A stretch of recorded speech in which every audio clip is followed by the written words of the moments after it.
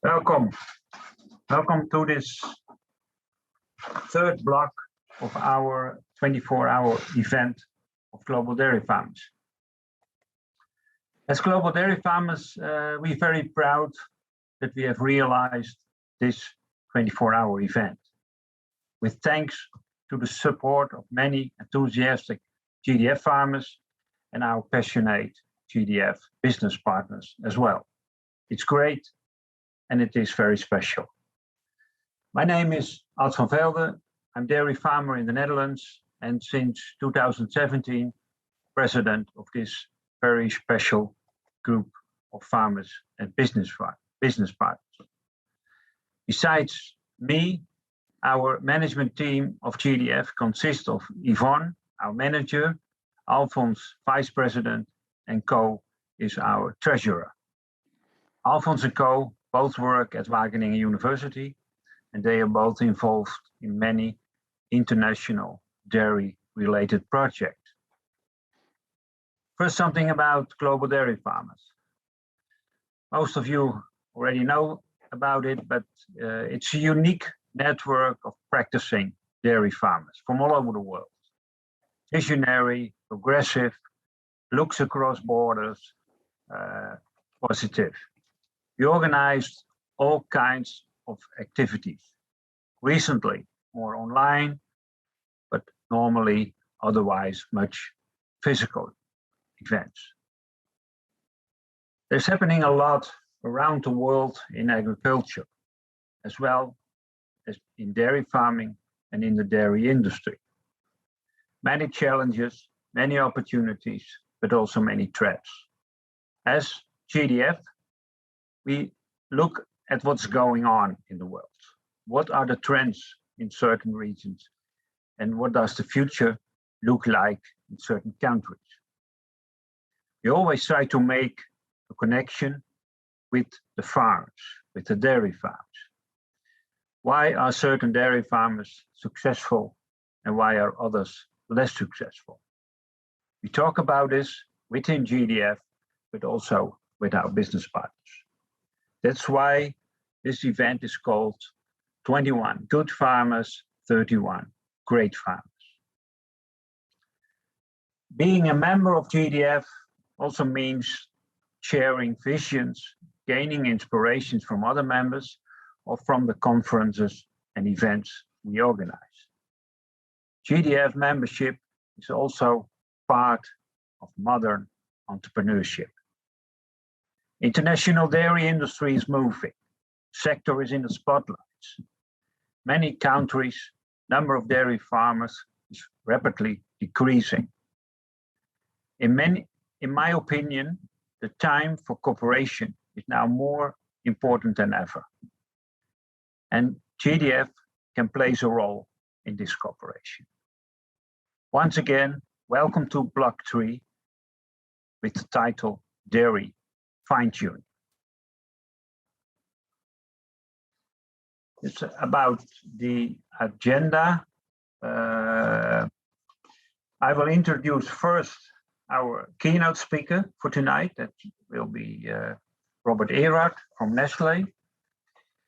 And after the introduction, we will do a dairy speed date that goes automatically. You automatically came in a room and it takes 4 minutes. It would be nice that everybody introduces his or herself and speak a little about who you are and where you're farming. And after 4 minutes or 5 minutes, you go automatically. You came in the main room. So first I will give a short introduction of Robert, and then we go dairy speed date, and then I gave Robert the floor for his presentation. We are very proud to have Robert Erhard on board. He is our third keynote speaker in this 24-hour event. The first time I met Robert was at our GDF Congress in China in 2009. Robert worked for Nestlé in China for almost 20 years, worked in various positions for Nestlé. During our China Congress in 2019, we didn't met Robert, but we visited the Nestlé Dairy Farming Institute. It's close to Harbin in the northeastern part of China. And Robert has built and led this multi-stakeholder initiative. Robert is now the elected president of Sustainable Agriculture Initiative Platform. It's a non-profit network of over 150 industry members. So it will be a great speaker. It is a great speaker. Now we're going to start with the speed date, fully automatically. A nice speed date. New face, new sound. So that was great. Yeah. I already introduced Robert, and I think you can start with your presentation, Robert. Thank you very much for the introduction and flattery, for the kind words. Sorry for what you said. I'll go to share my screen. The ask that I received was to give a bit of a view on what is the industry looking for, what is happening from our point of view, and what does that specifically mean for the farmers. So let's see if I can get my screen shared and go into a presentation mode. There we go. That's what we like seeing. Can you see my screen well? Yes. Perfect.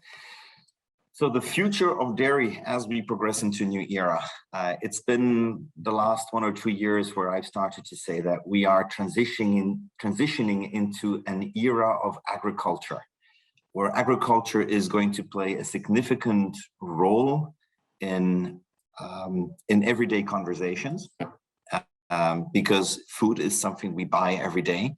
And while agriculture in the past was something that was maybe not receiving the sufficient amount of attention and respect, that is something that is now massively changing.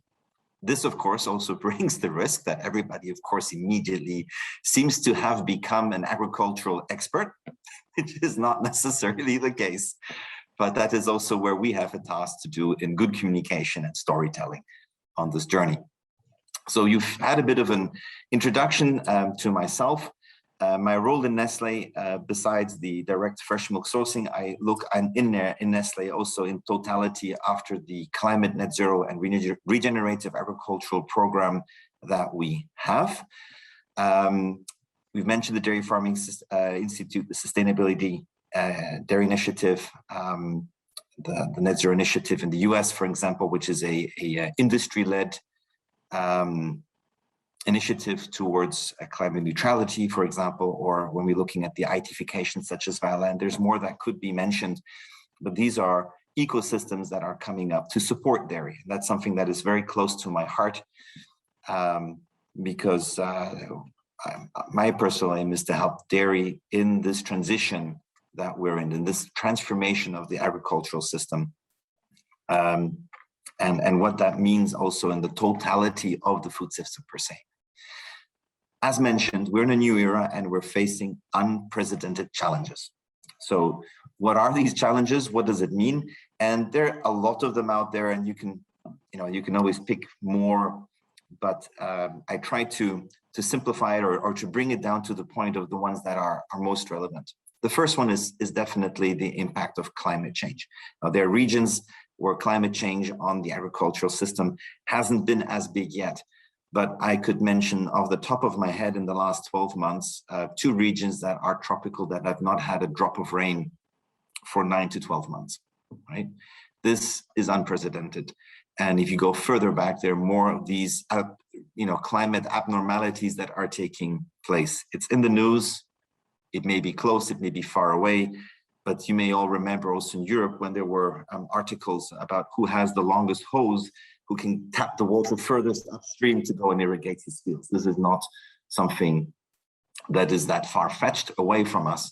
and something that we have to build in agility into our production systems to be ready for the future. And I'll go deeper into that in a few minutes.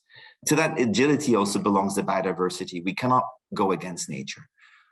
We may have to relearn some of the stuff that we have understood, but we have to learn to work together with nature and going forwards.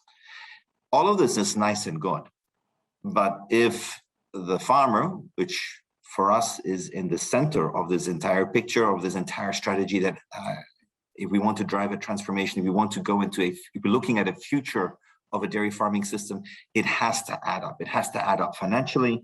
It has to add up reputation-wise. It has to be an attractive job. That's where we need to go with agriculture. And the good thing is, and something that we have all seen with COVID, you can give up on your holidays going to the Caribbean, you can give up on additional shopping sprees, you can give up on a new car. But one thing you cannot give up on is food. And this is the good news for farmers all around the globe. However, what the consumer buys, what his food basket is evolving. And I think that's something that is important to understand. It's an important narrative to be involved in. And on top of that, we have also the consumer. This is why I put that handphone there, that is very active in digital communication about what they read, what they see, what they hear, and what the importance is of that ingredient. When in the past, a person would maybe take a selfie with a Ferrari, with a analog camera. Today, it's a selfie with a smoothie latte, for instance. So the world has changed. And suddenly you have a dairy product that can be spot center of that storytelling. What does that mean for farmers? And also, what does it mean for our homes? Because we are all also consumers, and consumers first. And don't forget your families, that's the most important thing we have. And if you have children, you will have been confronted about the discussions that are taking place in school, that are taking place in society. Where suddenly people also from the business who have children in this, I see it within our own company, come back and say, well, my kids have decided, or my teenagers have decided to become vegans. And sometimes it stays and sometimes it goes away again. But these are bringing very interesting discussions into the homes that we live in, impacting our work. That's the situation that we're in at a high level. So what actually happened? Why has this world gone crazy? Besides the fact that we have COVID and everything looks a bit different. But it's about this little blue planet, this little blue ball that we have here. And this perception, this realization, better said, that we can change the world. Let me repeat that. We as a human race have proven that we can change the world. And this is now globally accepted. I think I would, from a personal point of view, I would say this is a fundamental change. It's been mentioned in the past, it's been said, it's been yelled from the rooftops by NGOs and others, but today we have the evidences that the world is changing because of what man does. And if we think this through, it means that if the aggregated action of individuals, companies, and governments can change the world, we also have to accept that we have an accountability of the actions that we do. What does that mean? How do we redistribute responsibility? And this is the big drive and change of sustainability that has happened, which is metrics driven. That means they're putting a figure. The easiest one is tons of carbon, right? How do you, however, put metrics on water? Or how do you put metrics on a watershed or biodiversity and so on? That becomes a whole, I don't want to say carbon is simple, but there are other elements that will get more difficult as well. But the fundamental behind that is that we are being held accountable and that we have to show that we're addressing the issues that we have and that we have to progress on them. So we have to understand where we're at, we have to continuously progress on it, and we have to report on it. So as each farm is a company by itself, or if you have a big company like Nestlé, or whatever size in between, the fact is that we are all going to be held, even as private citizens, accountable to what we do, what our footprint is, and then we have to decide how we move forwards. I meet a lot of people who go to online tools and do an estimate of what their climate footprint is for their annual, for a living 1 year on this planet.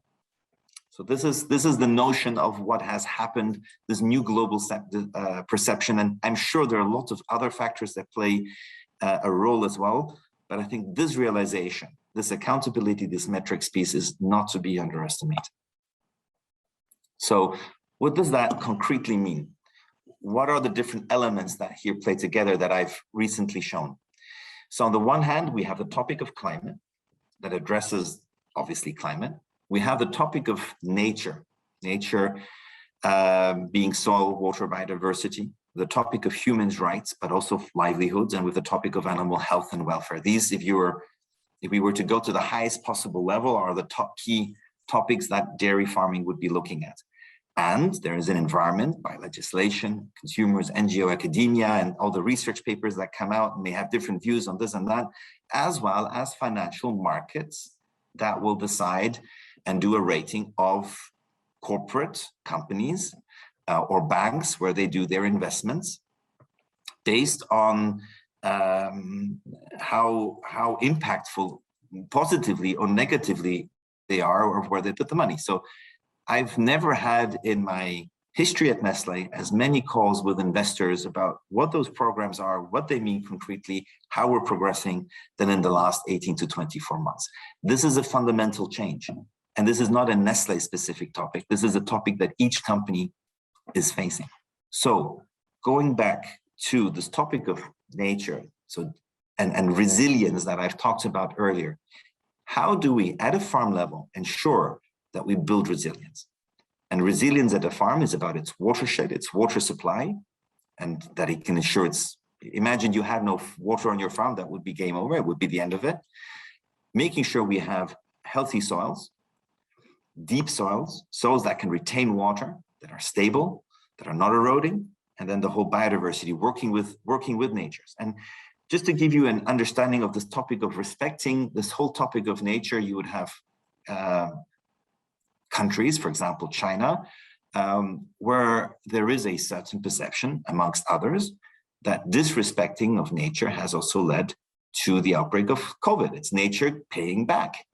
And they will not be the only ones. I'm not saying that everybody's thinking that way, but there are these ingrained notions within society that are there and saying you have to respect nature. We can't keep going the way we have. So how do we do that? What does that concretely mean? So this is renaming sustainability.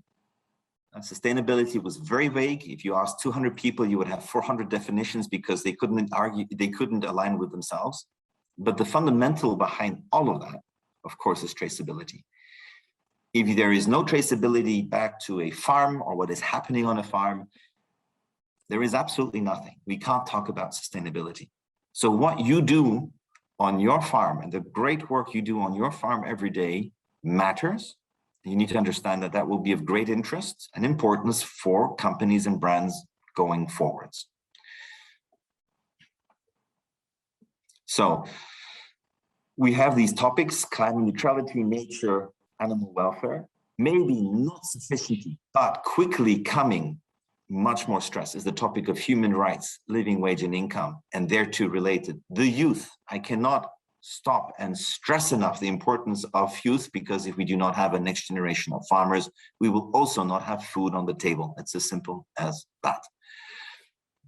And this human rights piece, living wage and income, is also something that is, especially, for example, in the European Union, being more and more ingrained into legislation. You can look into Holland, you can look into Switzerland, and the recent comment that Nestlé wants to be involved in these discussions in framing that, but as well as at the European Union level, and the dates when some of these have gone or are being further expanded on and will go live and go into power.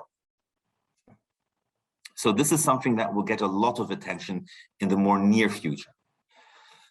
Climate neutral, there's this big discussion on methane, especially to cows, but it should be carbon in total. Nature, the perception is that it's being mined, it's being ignored. Animal welfare, I'm using this really interesting name, anthropomorphism, which is just meaning that you're taking a human emotion and applying that to an animal, right? So take the example of bees.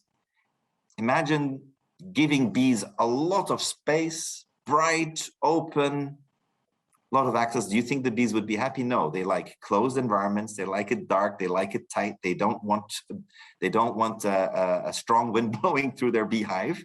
That's what the bees like. And we can imagine that for bees, but for the cows is the same thing. And I enjoy going for a Saturday morning walk, sometimes with visitors or with my kids. And when there's a farm nearby where the cows can decide to be in the stable or out on the pasture, and the moment it hits 16, 18 degrees Celsius, the cows here in Switzerland, be very specific here, they decide to all walk back in. You can almost, you can almost tell the temperature by the time the cows get up and walk out of the sun and back into the shade of the stable. So what is it that the cows actually like? And then of course that the income has to be attractive. And the youth, a lot of youth may think that it is not attractive, and why we have a lack of farmers following up in the succession planning of farms, you could say. So what is the direction that we should be going? So to low carbon or net zero farms, and this is feasible. We're building networks of such type of typical farms or example farms or research farms around the globe, to go into a regeneration. That's why you will find not just Nestlé, but I know right now of around 50 big food and beverage companies that are wanting to move on the climate journey in a regenerative way. One that respects nature, that works with nature, but builds resilience onto the farms to ensure that they can be profitable and sustainable in terms of production, so that that when a drought hits, they are not hit as hard because the retention, for example, of water in the soil is there, or they're dealing with pests. Animal welfare, we have to move into a fact-based approach, be it with biomarkers or other, which takes the emotional element out and shows what the cows actually like. So let the cows do the talking. And then finally, on the farming side, we have to have working business models. And I may not always be the most popular for saying this, but there are minimum sizes, there are minimum efficiencies that are required on farm. And when on the topic of smallholders, I'm not saying that they don't have a place, they definitely do. But I know a lot of smallholders, farmers that are not smallholder farmers by choice, but by default. And you give them the choice and given the opportunity, they would like to develop into something that is right. And it doesn't have to be a 10,000 cow farm. In Indonesia, it may be 20 to 20 plus cow farms. In other countries, it may be much bigger. It really depends on the local context. But it's also, and I think where a good proof point behind that is when we see that the youth decide that this is a better life than the alternatives that they have locally, but also ensures a good and decent living livelihood in a fair transition. All of this is nice and good, but we're under a time pressure and we have to go to scale as well. We cannot leave people behind on this journey. We have to take them along as we go to this. And this is where the working together with farmers is so central in this piece of collaboration. So Nestlé has, amongst many companies, has come out with its own net zero roadmap and how we want to transition our entire company. So that's factory, but all 3 tiers. So also our supply chain, logistic, end of use of the product as well, including packaging materials and everything, all included, going to climate neutrality and helping for a just and a regenerative transition in the agricultural systems. For that, we've set up specific research departments. We're driving innovations. We're looking at startups, but also existing technologies, how they can be scaled. And the transition is definitely, on the one hand, starting off with a structural change, along with innovation and right business models, then to maybe more tech and science. But it is not just technology itself. There are multiple elements that have to be brought together. And you as dairy farmers know, if you want to drive change in a farm, it is always a combination of multiple things. There are no silver bullets. There are no one-stop solutions that you can globally apply. It has to be localized. And that localization is important. But what it also means going forwards, it really means that coming from a black and white, do this and don't do that, which may have been comfortable, but may have also been dictative by companies or by labels towards farmers. If we move to a metric-driven approach, what we're actually saying is, we need you to think carefully what route you want to take for your farm in achieving this target. And this is a very different, this is a consequence of this difference of approach. In the past, it was a black and white, do this, don't do that. Now, to take an old saying, there are many roads that lead to Rome. Some are more scenic, some are more straightforward, and some are maybe outright dangerous.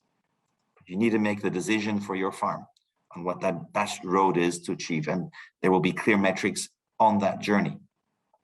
So when we talk about regenerative agriculture, I wanted to not leave that out in the open without describing a little bit what this is about. So this is really about improving the soil health. We're looking at organic matter, the structure, the soil compaction, the water percolation, the runoff, the fertility, also biologically, the soil depth behind that. We're talking about rebalancing.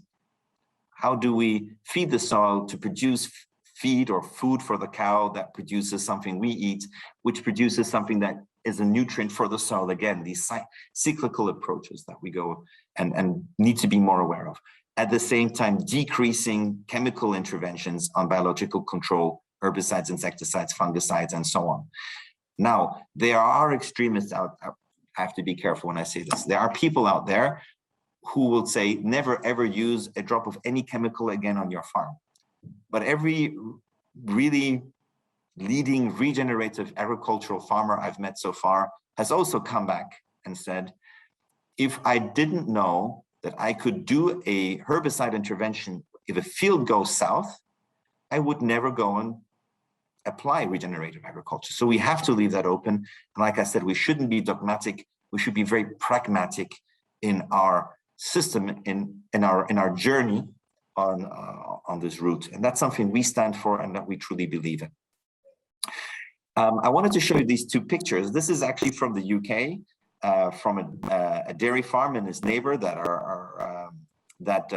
had planted. On the left-hand side, I believe it's 5 years in regenerative agriculture. On the right-hand side, the normal conventional plowing and till. Again, we're not saying no till, we're just saying reduce till and taking smarter approaches.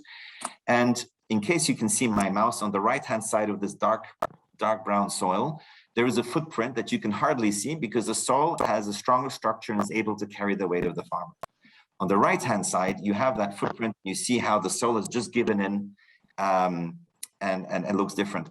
These plots are literally side by side to each other. They were taken, these pictures were taken a few minutes apart.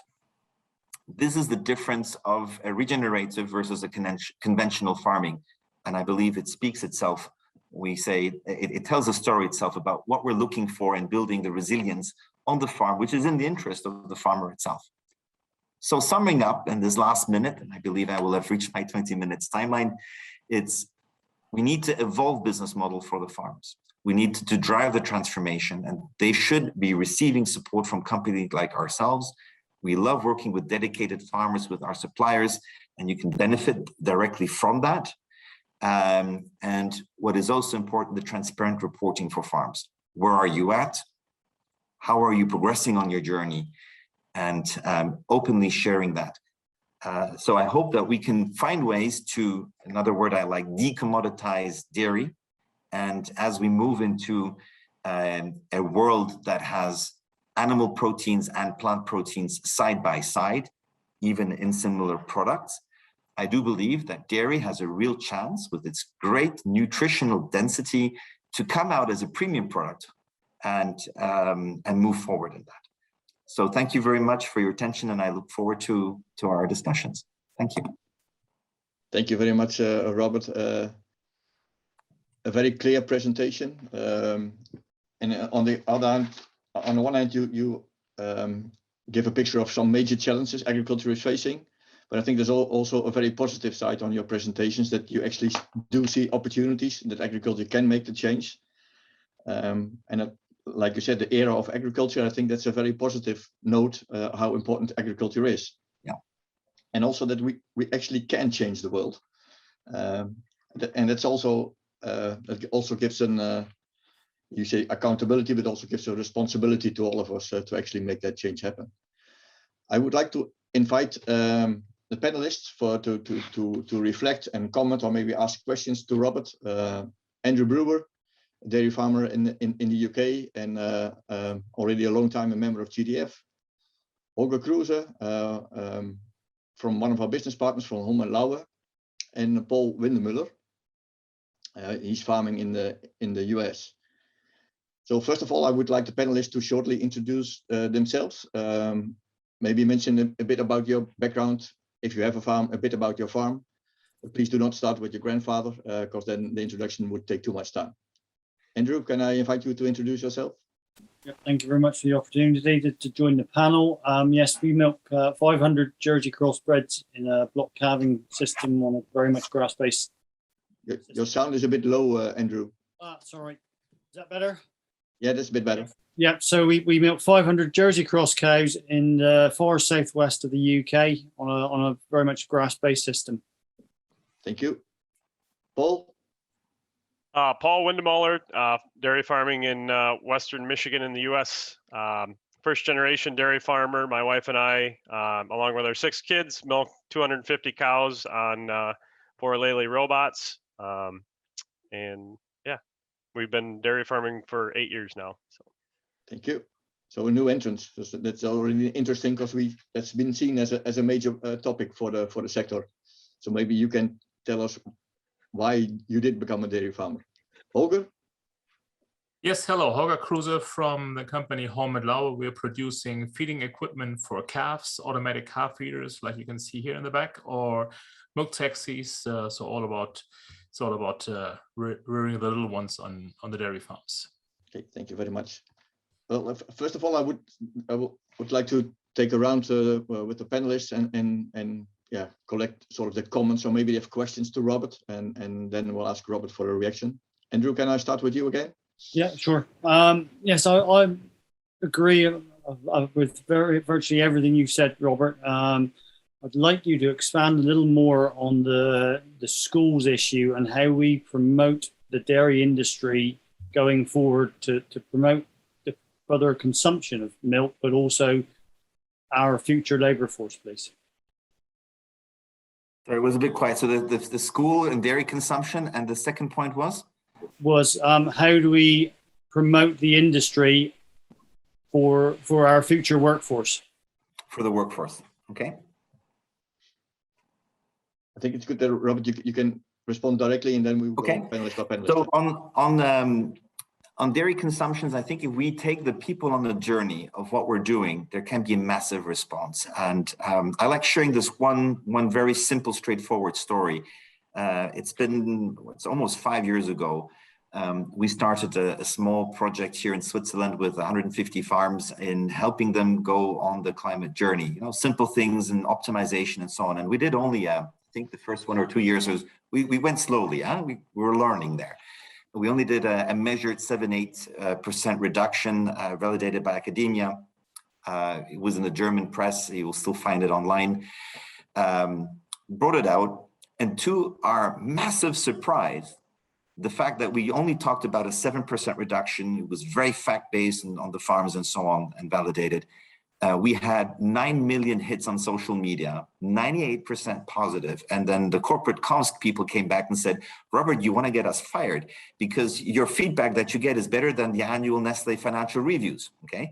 So people are hungry, they are interested. And if we can bring this into storytelling, I think that is of what you do. And there's this massive interest. This is why I wanted to call it the era of agriculture. And Alphonse, you really picked up on that. I think you have an absolute positive story to be told. Now, on dairy consumption per se, there is the story as well that, you know, children up to the age of 28 to 32, there is no way you can get around from animal proteins in a really healthy diet. Above that, you may argue and dispute, but we are going to stay. If we want to be factful, we have to stay with the facts that we know. So I think that's something we have to be open, that there will be not just milk alone, but there will be alternatives along with it. If you look at IFC and forecast another US dairy industry by 2050 is not realistic. So not being threatened by it, but leveraging into a premium is a direction I would personally recommend that the dairy industry should try to go. And if on the topic of workforce, if at the same time we can ensure a good income for the farmer, a farmer, then it can also guarantee a good wage for his employees. And if they know that they can then at the same time make a difference in this world by becoming a carbon sequester, not an emitter and a net. So you will always emit some, but if you can sequester more than you can emit, you also become a climate champion. And people, especially the young generation, are extremely purpose-driven. And I believe that the jobs can be made interesting as such. And Paul, I liked hearing that you're running a Lely farm there. Milking cows is maybe not the most interesting job. We all know that. I've done it. Many of you have too. Then I think we can create an attractive future for the youth. Thank you, Robert. Paul, maybe for our curiosity, maybe you can still tell us why you have become a dairy farmer. And maybe you're a good example, and we can convince other people to get into the business. And secondly, also the opportunity for you to comment on what Robert has said or ask him a question. Yeah, thank you. And thank you, Robert. Appreciate your presentation. I guess the reason why I became a dairy farmer, as a young man, I worked on a few different local dairy farms just as a job, and just really enjoyed the complexity of the system between the crops and the animals, and the whole life cycle of a dairy cow, from a calf to heifer and the dry cows, and just the complexity of the systems and how they all work together, and how one little thing can make a big difference to the whole system. And that really drew me to dairy farming. I like business as well, very business oriented, and I like the idea of farming with a check every month. So that also helped, but just the complexity of the systems, and that it was never really a boring thing. It was always exciting. So that's what drew me to dairy farming, and I always grew up around dairy farms. So I've got a couple of questions. I could talk about this all day long. I'm actually going to be going to the U.S. Agriculture Sustainability Conference next week to talk about this for 3 days. So a couple of questions for you though, Robert, or one, I guess, observation that'll lead into the question. Looking at resiliency as an industry and as a milk supply for a company like Nestlé,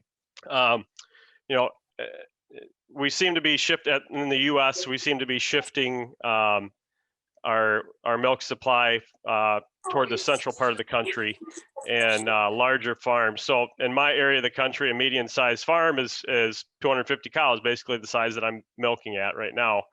You go out to central and southwestern U.S., as I'm sure you know, and a median-sized farm out there is 3,000 to 5,000 cows. And that leads into, so my first point would be for a company like Nestlé is there's, and you had mentioned it, there's economies of scale that are different in different geographies.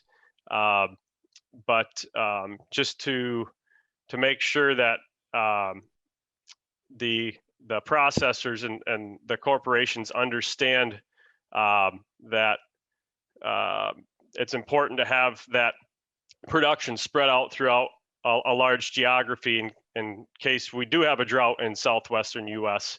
or we have a big natural disaster in a certain part of the country. That's one thing that I've seen kind of gone by the wayside. Processors that I've talked with just seem to want to keep going to bigger and bigger farms. And while we figured out ways to process it or and be able to get it to market, so we can process it out in the middle of nowhere where we can put these huge farms up and get cheap product. So that's my point, which also leads into my question is, so one of the big issues that you brought up is methane production on dairy farms and mitigating that. I've looked into that for my farm, trying to utilize some of the technologies that are available. Most of the companies that are doing that in our area or in the U.S. are looking for 6,000 cow projects and above.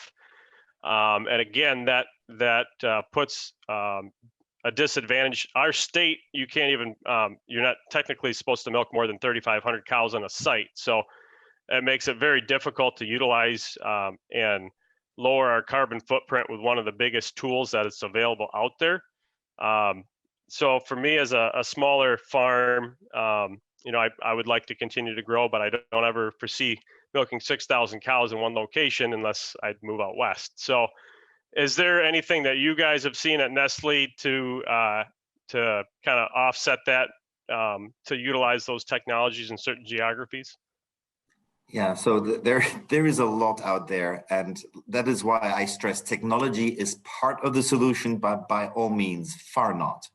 Okay, so technological solutions will contribute, but the biggest pieces will come through having the right practices on farm, doing the right structures, and you still have the biggest carbon sink, which is the soil and trees that you have in your environment that you can work with. So size is the ideal farm.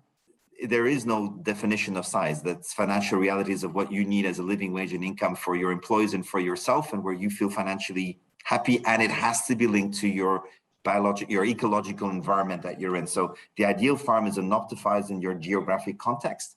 To the other point that you had raised, and there was a question in there about, you know, the spread and concern. Are you aware that it's important to have a more spread in milk production? Yes.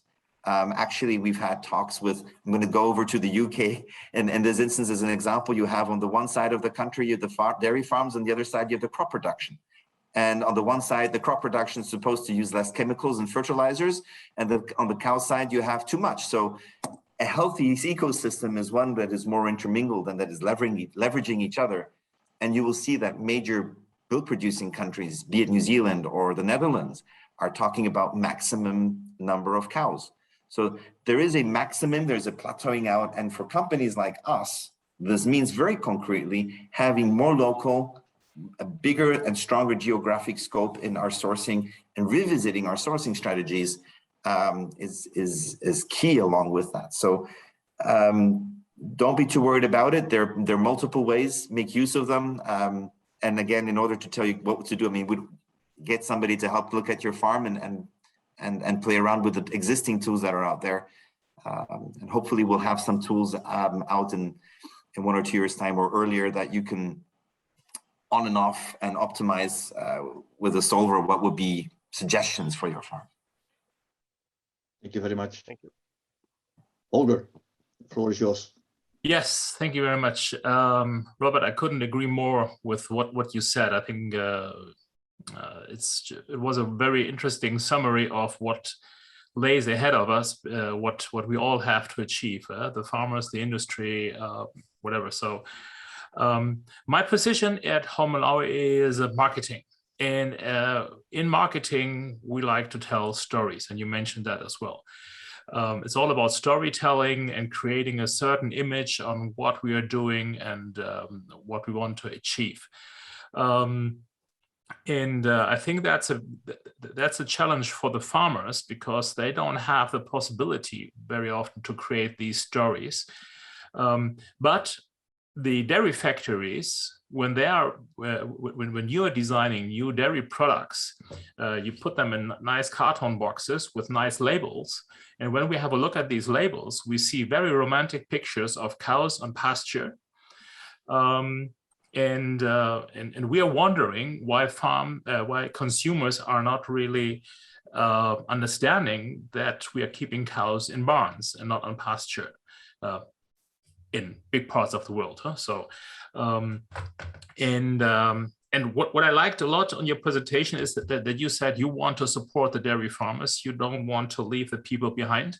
So how can this very strong marketing power you have support the dairy farmers in their daily little marketing? Because at the end, it's all a person-to-person discussion. Yeah. So what can you do to support the farmers in that way? It's very concrete, very specific. So there are a few points. I mean, obviously, I can't tell you what's in our marketing pipeline. That is just not legally possible, or I would get into trouble. But you can see what is already partly out on the market. But in order to do storytelling, and this is why I said this rather quickly, but I want to re-emphasize that, in our collaboration with the co-ops and buying ingredients from them, or if it's directly from farmers, there is specific data that we're going to require, be it the carbon footprint, the improvements that you do on your farm, your plans. And we want to take the consumers on the journey. That's why I gave you that Swiss example. These little differences make a story. I don't want to go and tell the consumers, oh, it was easy, I just did it in a year. That is no credibility. It's hard work. It costs money. There's a lot of sweat and blood that goes in it. Let's take the consumer on this huge journey about what the farmers are doing to transform and save the planet. Let's start positioning farmers as heroes, because that's what you guys are. And that's what you guys need to transition into, becoming heroes that make a real difference in the biggest need that we have and the biggest threat for humankind on this planet. And the biggest answer to that is not the fossil fuel industry, it's agriculture. This is a chance. This is why it is the era of agriculture. We need to leverage it. I can tell you this. I do not know a major food and beverage company that is not currently talking to their agronomists, to their sourcing teams about how they start changing that narrative for their brands. There's this massive need, but I can also tell you that it's not easy. You get questions on, my cow is better than thou cow. And I said, guys, stop pretending to be holier than the Pope. Animal welfare is about threshold. So there's a lot of teaching and a lot of, discussion to go on and try to take certain marketing people on the farm. They get shit scared. So you have to bridge that, and you guys have to help in the communication and in the storytelling. If you're not willing to share where you're at on the journey, you make it impossible for us to put something nice and attractive together in moving forwards. You also had the question on, sorry, Paul, you had a quick question on methane as well. So there is a structural change part that comes as a really first important step, having the right basic systems in place before all the other elements come in as well. That's important as well, to manage the ongoing costs versus investments. I just wanted to emphasize that as well. Thank you very much, Robert.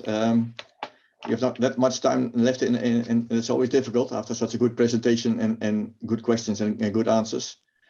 There's one question in the chat that I would also like to ask to you, Robert, because that's focusing on the smallholders, because we have large-scale farmers on board, but we also have representatives from the smallholders. Yeah. And the question in the chat is actually, they are maybe have even more difficult than other farmers, because they're in countries where they do not get that much support from the government, or it's complicated to get the support from the government. So actually, the question is, we need companies like Nestlé. And so maybe you can tell a little bit about that, what you do. We as GDF, we visited Indonesia, and we visited some of the projects that you do there. So we've seen it with our own eyes, but I think it's good that you explain something about it yourself as well. Okay, so I have roughly about 200,000 smallholder farmers around the globe that we directly source from. We have a little army, I would call it, of 450 veterinarians, agronomists, and agriculture economists that work with these farmers, on quality, but also on business models, on helping them to implement. And you may have heard our CEO talk about this massive fund of $3.2 billion to do and help on this transformation. Now, 70% of our footprint is on agriculture. Dairy, if you looked at it, or livestock is a third of that. So there's a lot of money going into this right now. And this is what we're using in making down payments available for farmers, that they can get loans, or putting money into funds with to reduce the interest rates, to take away the risks, to work with governments like the U.S. Net Zero Initiative or others around the globe. There are a number of them in the pipeline.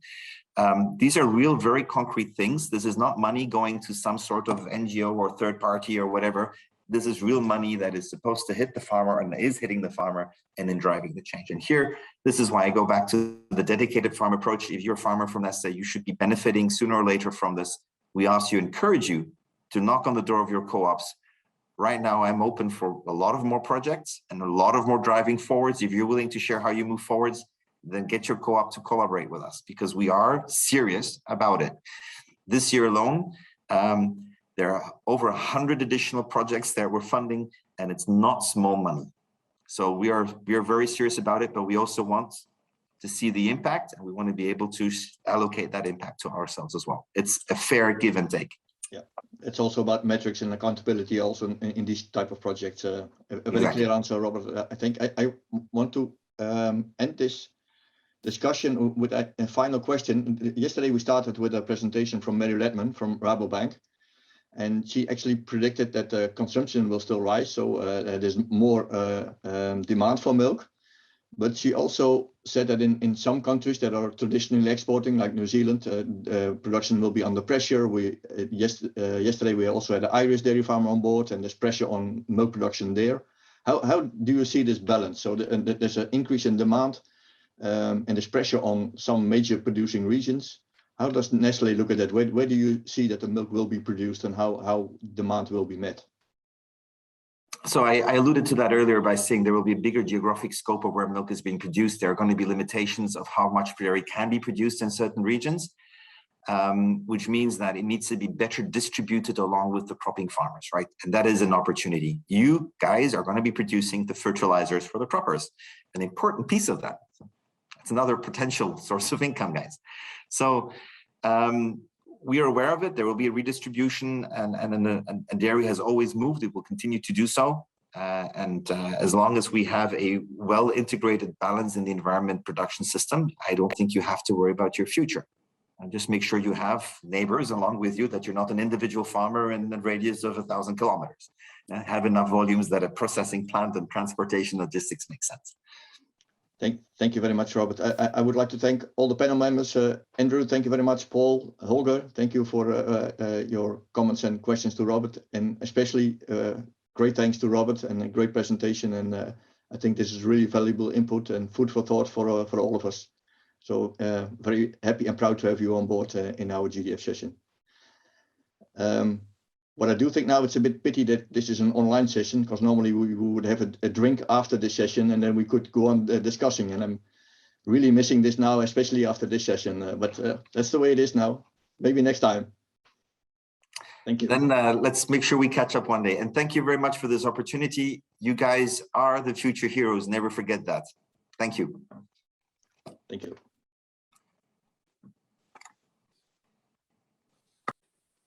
I think that was quite a nice message to take home from Robert. So I don't know, I can't see him in my screen still, but that was thank you, Robert. It's great words and good positive vibes.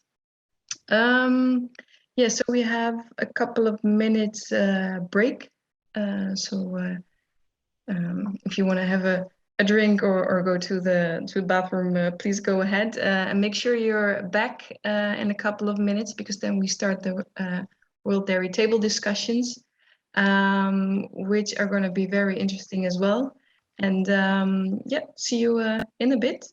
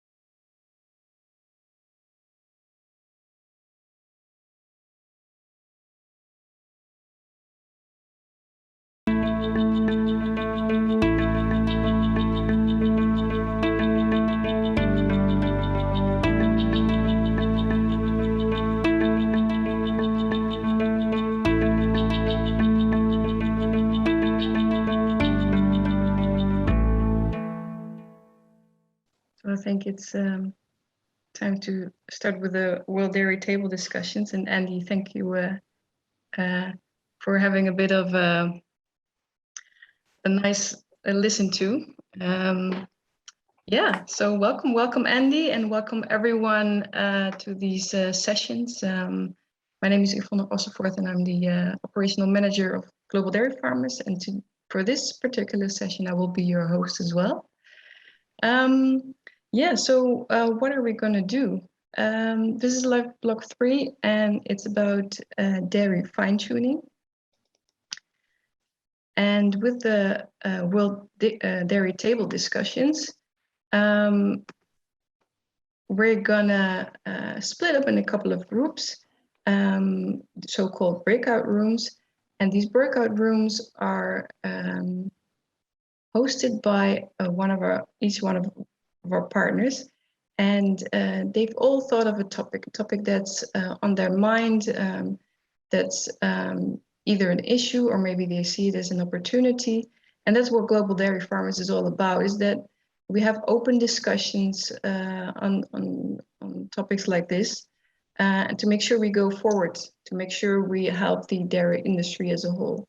So what's going to happen next is me explaining to you a little bit of how this technically works. So how do you get in the topic of your choice? How do you get into this breakout room? Then we'll start with the first part of the breakout rooms. And then after this is done, there will be some take-home messages. And then this whole thing will happen again, but with different topics. And each of those breakout rooms lasts 15 minutes, and you will be automatically brought back to the session. But you have to make sure you choose the topic yourself and enter yourself into the breakout room. So first, let me tell you what the first 3 topics will be.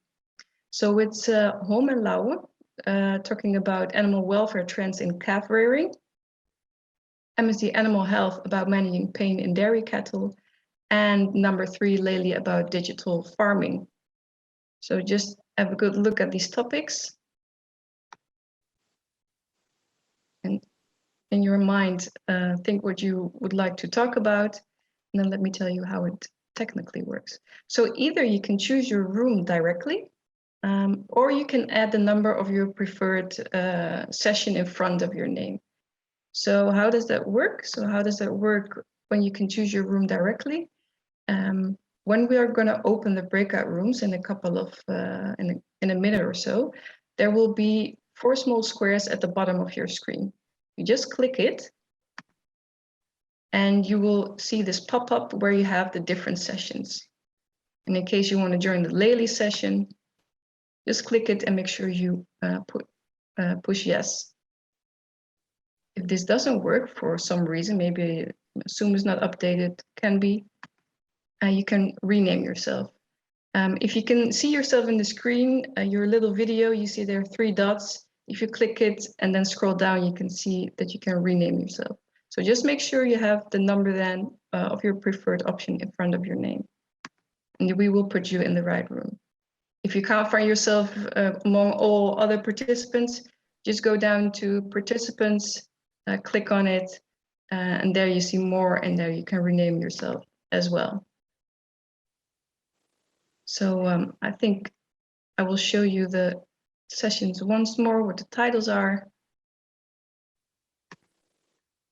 And then I would like to ask Jorik to open the sessions. Because you want to ask me to record the session.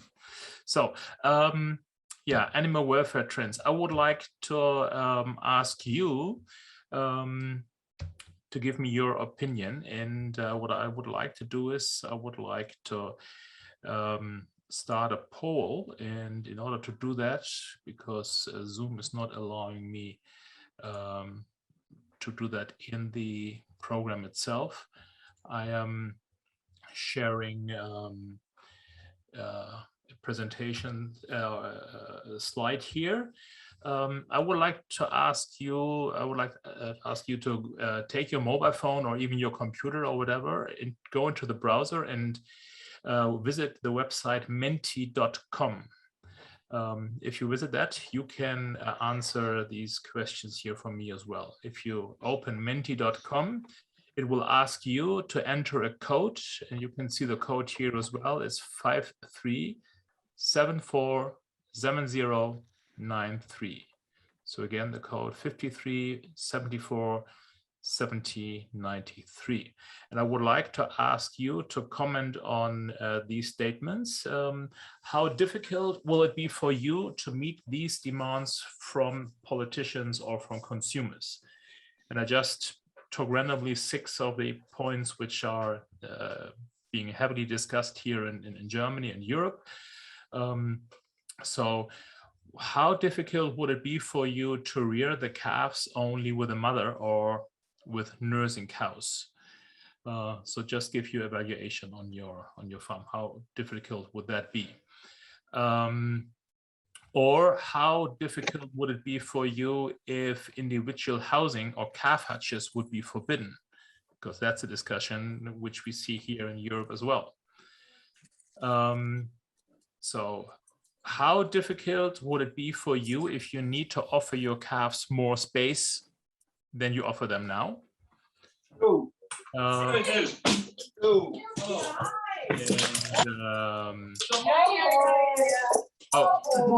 there's a big party on the boss. I would like to ask the boss to close the mic, please.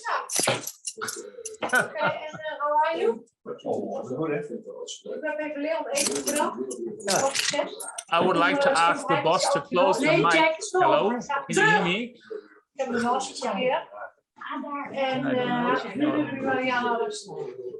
Gewoon weg is. Ja, maar ja, dan trekt de melk weer een beetje op, hij weinig uit. So, oh ja, ik heb een heleboel apps. I try to get over that. How difficult would it be for you to? How difficult would it be to feed your calves more like nature? That means no milk replacer, just milk, and yeah, to feed more. I'm sorry, that is.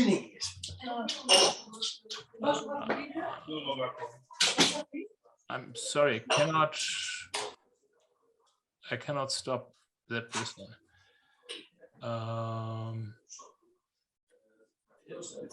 The guy who named himself the boss, can you please mute your microphone?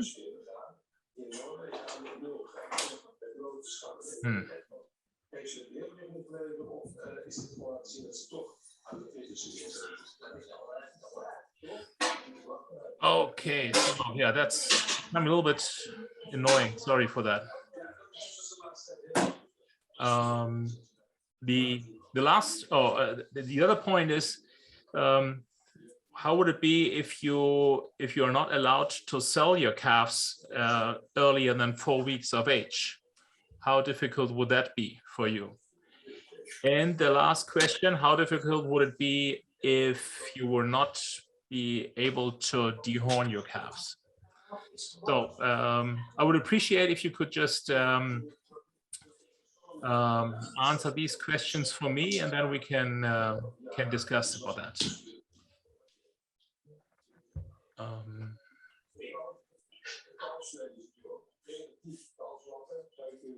So, Co, can I ask you to maybe contact the technical guy? Yes, I already did by WhatsApp. Hopefully he can mute the boss. Okay, thank you, Co. It worked. Thank you very much. Okay, fine. You are welcome. Yeah. Yeah, now we have some results from this round and also from this morning session. So that gives us some good possibility to discuss, I think. And I would now like to introduce you to Sandy Larson from Larson Acres. And I would like to discuss these points with her. Sandy, will you maybe just say a few words about your farm and what you're doing, where you are farming? Sure. My name is Sandy Larson. I'm the 5th generation at Larson Acres. I farm with my family, and we have about 75 employees. We milk 2,800 cows and raise about half the heifers. The other heifers are raised in a nearby farm, pretty close to under our management too. We also have about 5,500 acres. We grow almost all our crop needs. Mm-hmm. Okay. Yeah, thank you very much. Sandy, when you see these challenges here, when consumers would ask us to rear the calves only with their dams or with nursing cows, what would that mean for your farm? Well, it would go against what we believe is the right thing to do for the calf and the cow. Mm-hmm. When I saw that question, I had a tour this summer, and one lady was part of it. We were out back in the calf barns, and she left the tour. She just couldn't believe that the calves were not with their mothers, and she didn't want to hear any more. She left. Mm-hmm. I'm like, wow. It was eye-opening to me, but we believe in the processes, the protocols that we have in place, and we believe it's best to only let the cow-calf stay together for an hour or so. Get the calf stimulated. We want to milk that cow. We give that calf her milk, so we know she's getting that colostrum that's meeting the needs that the calf needs. So those are things that we have in place working with veterinarians, and we think it's the right thing to do. Yeah. Would it be an option to work more with group housing? So I'm not sure, do you have your calves in groups or in individual hutches? So we have the calf-tail individual calf hutches mm-hmm. today. But so we use them, they're individually now, for 6 weeks, and then we start the weaning process. And then we actually put 2 calves together. So we do before they're 2 months old, we put 2 together. And then when they're moved at 2 months of age, it's a group of 8, and then it's a group of 16. So we do it for social reasons. We do it slowly. I think of it as school. As the kids are in school, the classes get bigger, and so the older they get, it's the same idea. It's a social thing. We like the individual housing right now because we don't have automatic feeders. But we can watch that calf. We can see what her intakes are. We can, just better care individually for the first few weeks of their life. Mm-hmm. Yeah, I put that question here in that table because we have a strong discussion here in Germany that cage housing in agriculture should be forbidden. Nobody has really declared what is a cage. So, I mean, with poultry, maybe that's obvious, but with calves, probably that is a single hutch, but as a group hutch with a fence around, isn't that also a cage? Or is a cow barn also a cage? So I don't know what that actually means, but I'm pretty sure that, especially here in Europe, we will see a big discussion about that the individual housing of calves will be under question, at least. And another point is in Austria, for example, we have the first dairy factory which has forbidden their suppliers of milk to feed the calves with milk replacer. So all the suppliers on these to this dairy factory need to feed the calves with whole milk. And they also recommend to feed them as much milk as they would like to drink, whatever that means. So what would that mean to you if your dairy factory would tell you, okay, so you need to feed only whole milk, we would only allow whole milk? Is that a challenge? It shouldn't be. We've had a pasteurizer for over 20 years. We just actually got our second one because we couldn't get maybe computer parts for it to keep it running. Mm-hmm. So we've been feeding the hospital milk. We have a hospital barn and we separate those cows and use that milk to feed our calves. If we run short or, you know, a couple calves, we have milk replacer on hand just to, if we run just a touch short. But as long as my hospital milk is allowed, that's what we've been doing for many years. Yeah, yeah, okay. So that wouldn't be too big of a challenge then. Mm-hmm. Yeah, okay. Yeah. The next question is also a pure German one right now, because we actually will have a ban on transporting calves when they are younger than 4 weeks of age. So farmers in Germany will not be allowed to transport their animals from the farm before 4 weeks, which is a real challenge for the dairy farmers when they want to sell the bull calves. I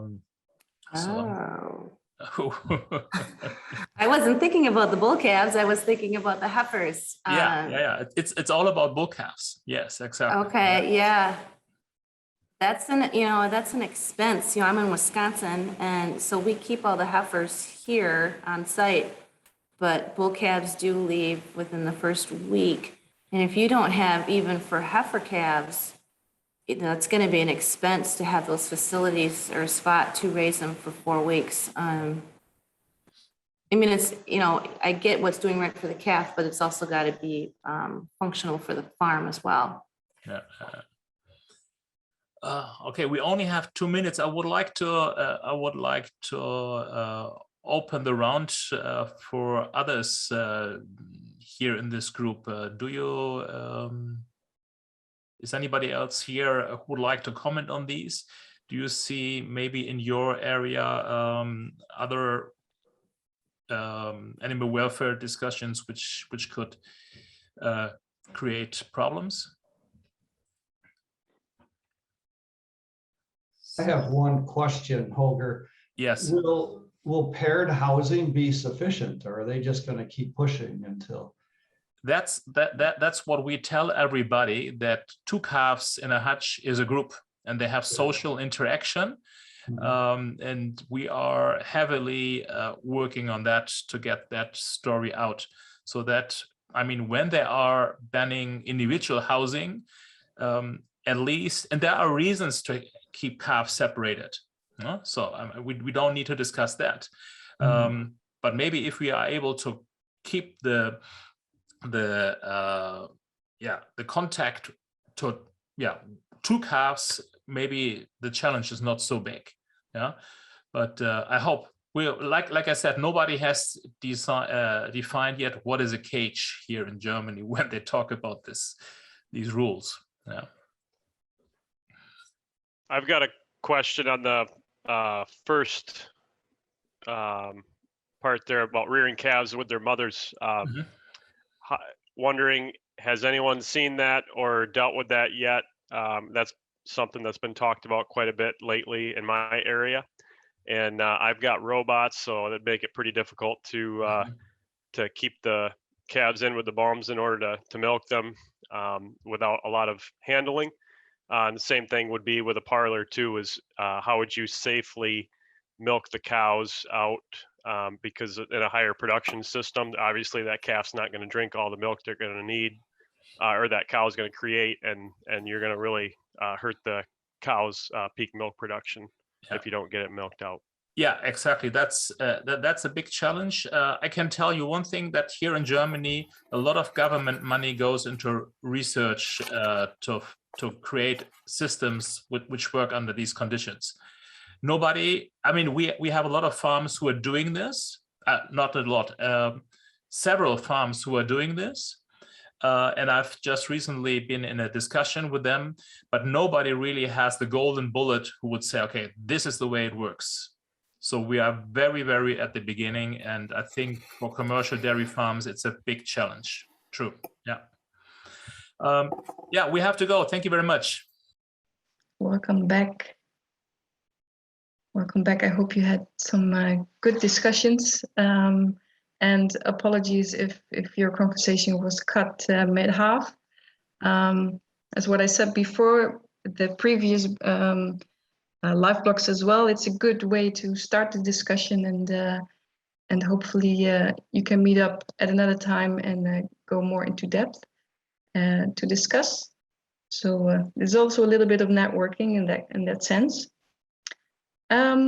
Yeah, so before we go to the other sessions, I would like to invite the hosts of the previous sessions to basically come up with a take-home message for everyone.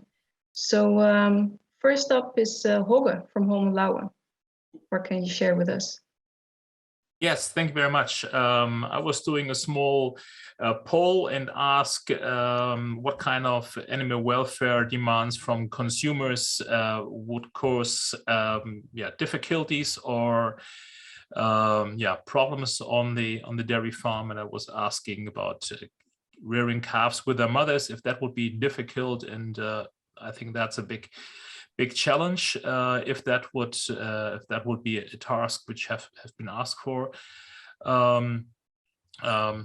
And yeah, basically the question is, how can we create a better social environment for calves, if not with the mothers? So maybe group housing or twinning of calves is a possibility in that respect. But also what we know is that animal welfare is not really defined. So what is good animal welfare standards in calf rearing?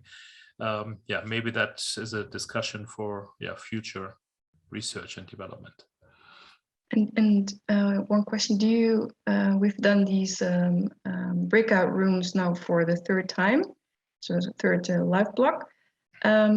Is there something in common that comes back every time during the discussion? You can pick out one thing you notice. Yeah, basically the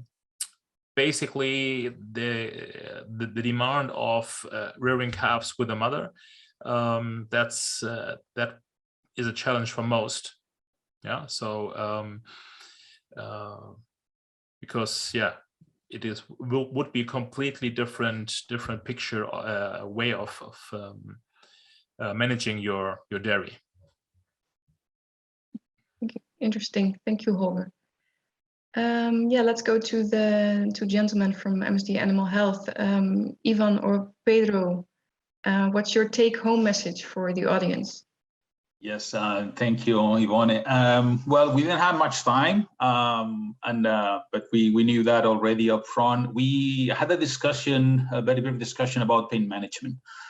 And why we chose this topic is because the direct implications with animal well-being, right? I mean, and being able to tell if an animal is in pain or not turned out not to be a very easy thing to do. And I was happy to hear that dairy farmers with a lot of experience still struggle today on identifying if an animal is in pain or not, because it's not easy. And therefore, it's mostly done using other indicators like temperature or the external appearance of the animals, changes in behavior, unless there is a clear indication that the animal may be in pain because of a wound or something like that.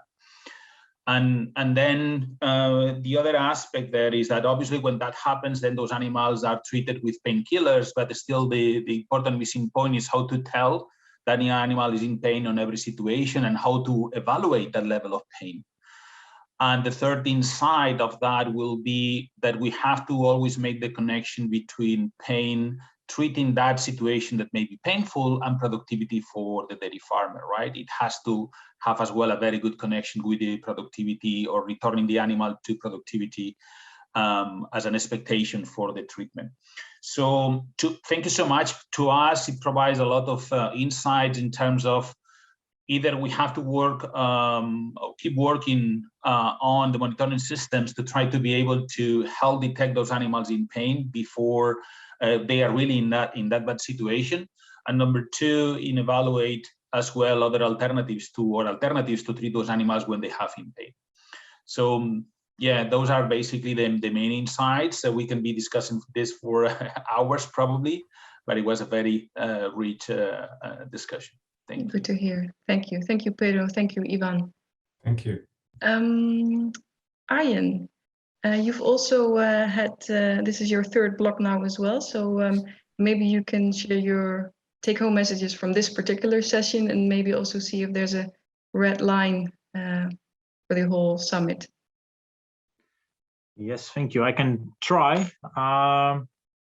We again went to to my own digital farm, and this time we had a bit more discussion on the confidence that I have in the program and how much do I trust the data coming up, and also how the quality, how these algorithms grow. And so they become more reliable, but it's still an algorithm. And when do you start using artificial intelligence? And what we've learned so far is the more complex the algorithms become, the bigger the challenge becomes also for us as suppliers to make it understandable for farmers. So it's always the challenge to be able that they are able to relate it back and that it makes sense to them. Hey, this system tells me that it's cow's mastitis, and I indeed, based on the symptoms, can agree with that. So that was an interesting direction of our this discussion. And yeah, like I mentioned already also in the other sessions, the one takeaway that I want to give is that to everybody, that the algorithms will become more and more accurate, more reliable, but also the amount of data will grow. And it's good for all the farmers to look how they can make good use of the data that they have available, and make sure that they use it for their own benefit instead that they are afraid of it. Thank you. Thank you, Arjen. Hey, welcome. Thank you, all of you who were presenting the breakout rooms for this part. Let me share with you the other topics. So let me share my screen, because we have another round of breakout sessions, but this time it's with VES-Artex, rationalizing water in the back of the barn. And number 5, Jaylor, is TMR right for everyone? And number 6, Aeres University, about farm succession. So again, the breakout rooms can be opened and just choose the topic of your choice. Our table panelists are Dr. Alan Vague. He is our PhD nutritionist with Jaylor. We have Andy McFarlane, and we have Martijn Damsteegt from Denmark. Andy, I think you're from New Zealand. Yes, I am. Good morning, Mark. How are you? Good. If you wouldn't mind just giving a little introduction for yourself. Sorry, I just lost you. So yeah, Andy McFarlane. Can you hear me, Marty? Yep. Yeah. Look, I'm a farmer in South Island of New Zealand. We farm a pastoral farming system.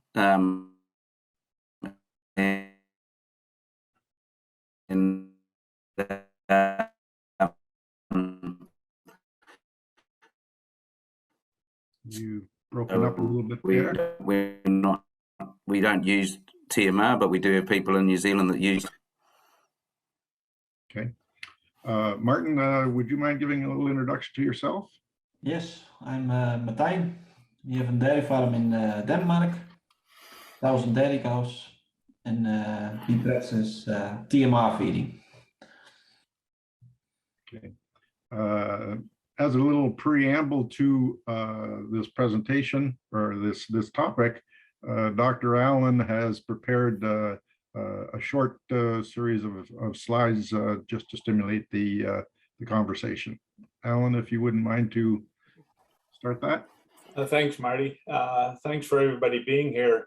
Just a brief introduction. I guess, this is one of these loaded questions. Is TMR right for everyone? And we already know, with pasture-based systems and smallholders, that can be a challenge. But what want to sort of present and put forward that TMR has become sort of the nutritional standard used in research, et cetera, to see what is potential in feeding of animals.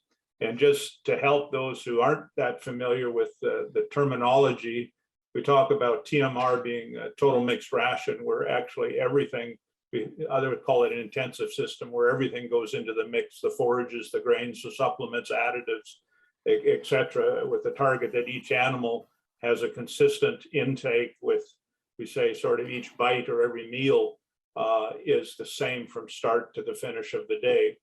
There are systems called PMR, partial mixed rations. And this is where it may be the forage component is separate from the mix of other ingredients, or more often that the forages are fed in the mix with some ingredients, or to blend some forages and concentrates are fed separately. This can be in the milking parlor on pasture, or these days in robotic milking, we separate them and sort of undo some of the goals of having this uniform feeding. And then the other one is component feeding, where all the individuals are layered separately. And research is really clear on what the potential is for a completely mixed ration that is properly balanced for the genetic potential of the animals. And this is an older study, but it's rather unique in that it took a good genetic base of animals, split them in two groups, and looked at one group what they could produce on pasture alone. The other group was fed a fully balanced TMR to meet their requirements. And the thing of note is that we have about a 50% increase here in milk production with the same genetic base of animals. And the limiting factor in pasture or forages, of course, is the NDF or fiber content. There's a limit to how much can be eaten. And the biggest difference between these two, because they had the same digestible energy content, it was intake and restriction of intake and eating fiber. And when we actually have poor quality forages, these differences between feeding forage-based rations and TMR increase, and component feeding, feeding more grain separately and even in parlors, and that tends to fall intermediate depending on how much grain is fed and how many digestive problems we run into. So with TMR, the benefits really are, under a research environment, there's very little data in terms of actual numbers, but just making the difference of how the animals are fed from TMR versus component, we get, there's records of about 5 to 6% improvement in both milk production and feed efficiency. So it's like free milk from that sense of switching to TMR. In a commercial environment, we look at the whole lactation. We routinely in North America, we talk about 10 to 15% improvements in performance, whereas in more smallholder emerging type technologies from where forage quality isn't that good, we get improvements probably in the order of 30% or more. We also have higher milk components that add value, less wastage of the feed, and the ability to use byproducts more efficiently. Animals eating things they would not otherwise eat that well separately. And a big area, of course, is what we do in terms of labor and decreasing the labor input, but also the technical knowledge of those that are required for those feeding once the feeding system is set up. And the biggest thing, of course, the target is more profit. So the system has to fit in the right farm in the right place. And so the question, simply is, what are your thoughts about the value and challenges of TMR or PMR feeding? What do you do, and what do you find is your greatest hurdle to leading towards this larger nutritional target? Thanks, Marty. Okay, Martin, if you don't mind to give a little description of the things that you do on your farm. Yes. I enjoy all 3 times your blog. But first, description, we have 1,000 milking cows. All the cows get the same ration, the whole lactation. And we practice also compact feeding. The dry matter of the feed lay around 39%. The idea is that the last bite is the same as the first bite, and that the cows get every day the same. This morning we had also a discussion. Today I think a lot about the discussion that Alan said as last about the economic things that we have not talked about the last 2 times. I have not the answer, but when we talk about challenge, it's also a big investment when you have to invest in a mixer, you have to invest in a loader. Yeah, that you must also keep in your mind when you start with TMR. It must be paid back with a higher yield. Yeah, now you show in your presentation the difference between pasture and TMR. But I don't know if we also research when you take a loader, you put just a little bit grass and a little bit maize for the cows. Yeah, then of course you have a lower milk production. But what is the difference of the milk production? That was I'm thinking today, after the meeting this morning. Yeah, to give a little bit of turn about the discussion. Yeah. I believe in TMR, but also I think a little bit what you say this morning. Well, that's exactly what we're trying to do, is stimulate a little bit of thought. Andy, if I could ask for your opinion here, and my curiosity is, if you're in the South Island, you have a period of time where pasture is pretty challenged for you, would it not?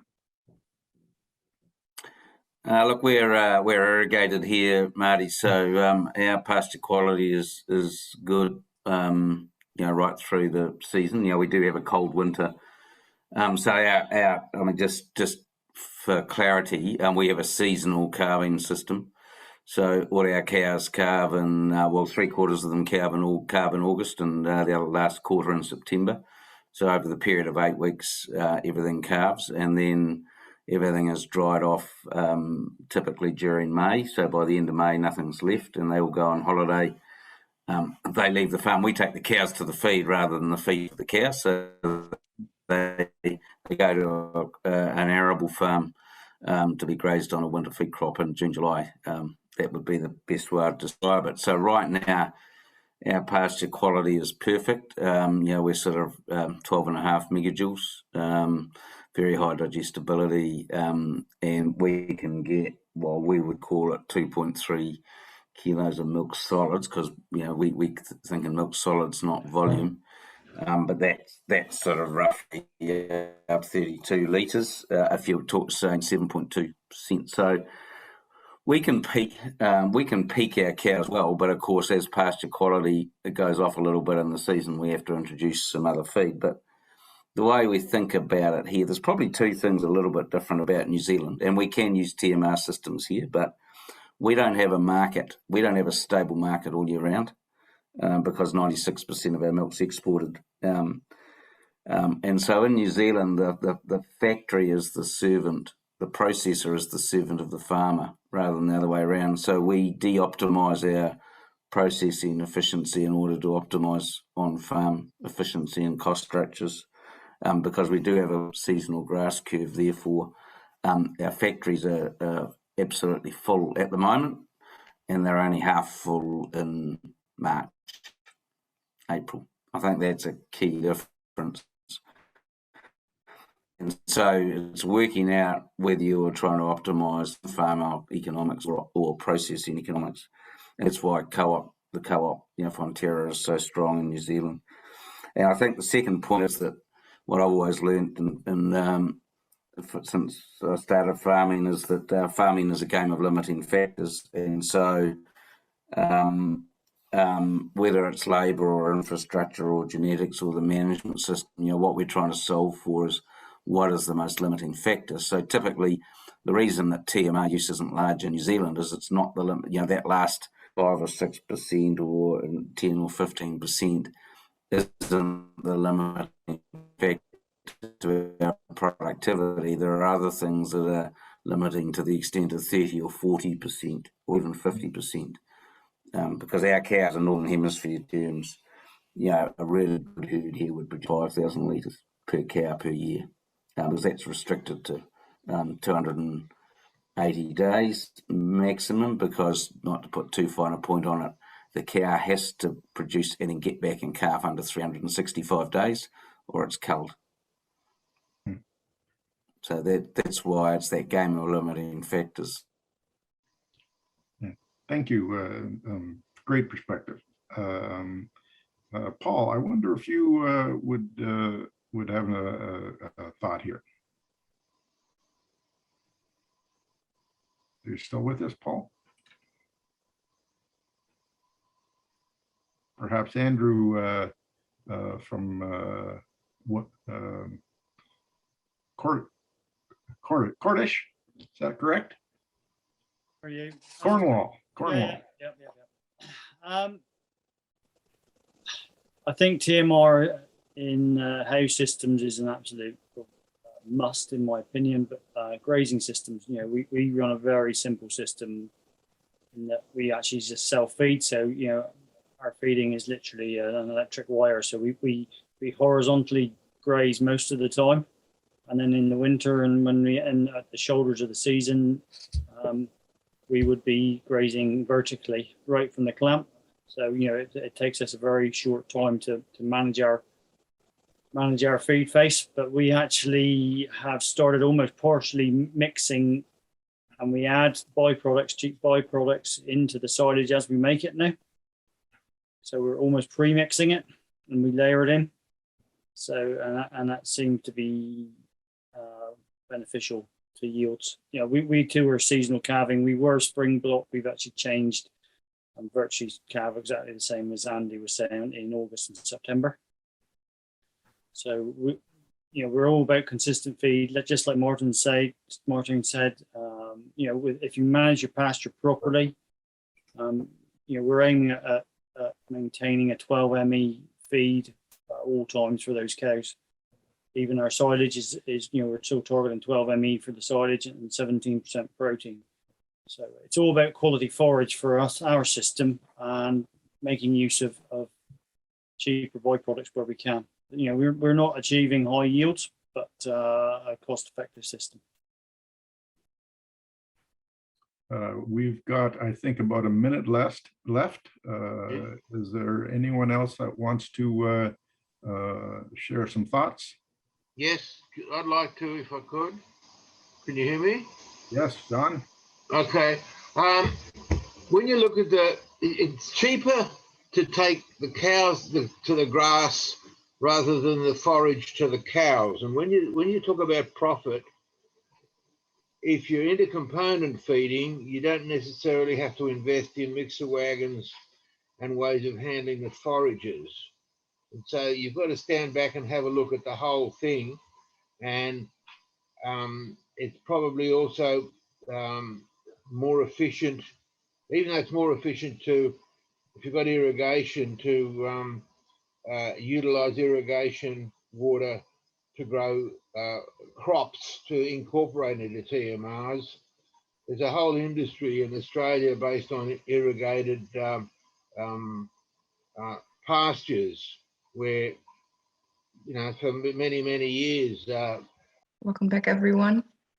Again, I hope you had a good discussion. And again, apologies if we had to cut through a very interesting conversation. So make sure you wrote down the names and you can continue the discussion at another time somewhere online maybe, or physically even. Just like what we did before, let's give the host a final word, a final say in what they've heard from their participants. If they have a take-home message for us, that would be wonderful, I guess. So let's start with Sue from VES-Artex. What have you heard, and have you heard something in all of the live blogs? So this one was a little bit different, which was good, because different is always good. And so we had Murray kind of continued on with, they have started cooling cows in Brazil. And it wasn't until they actually started doing that they realized how extreme the impact was of their cows being under heat stress. So that was really a great little piece of information to have, that being able to see the data to understand what's going on is quite powerful. Because as I mentioned my last night, pain has no memory, and in temperate climates, we sometimes forget that. But we kind of went a little bit further and then went on to, you know, how is technology going to perhaps make us less wasteful of a resource?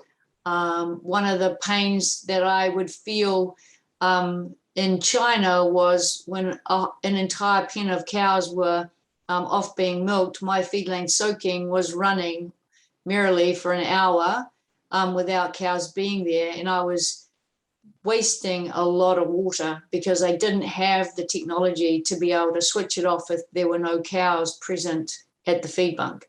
So we kind of moved on to that. And Thomas reminded us of at the Congress in China with Eastrock's presentation touching on the technology that was being developed around a soaking system and also smart data.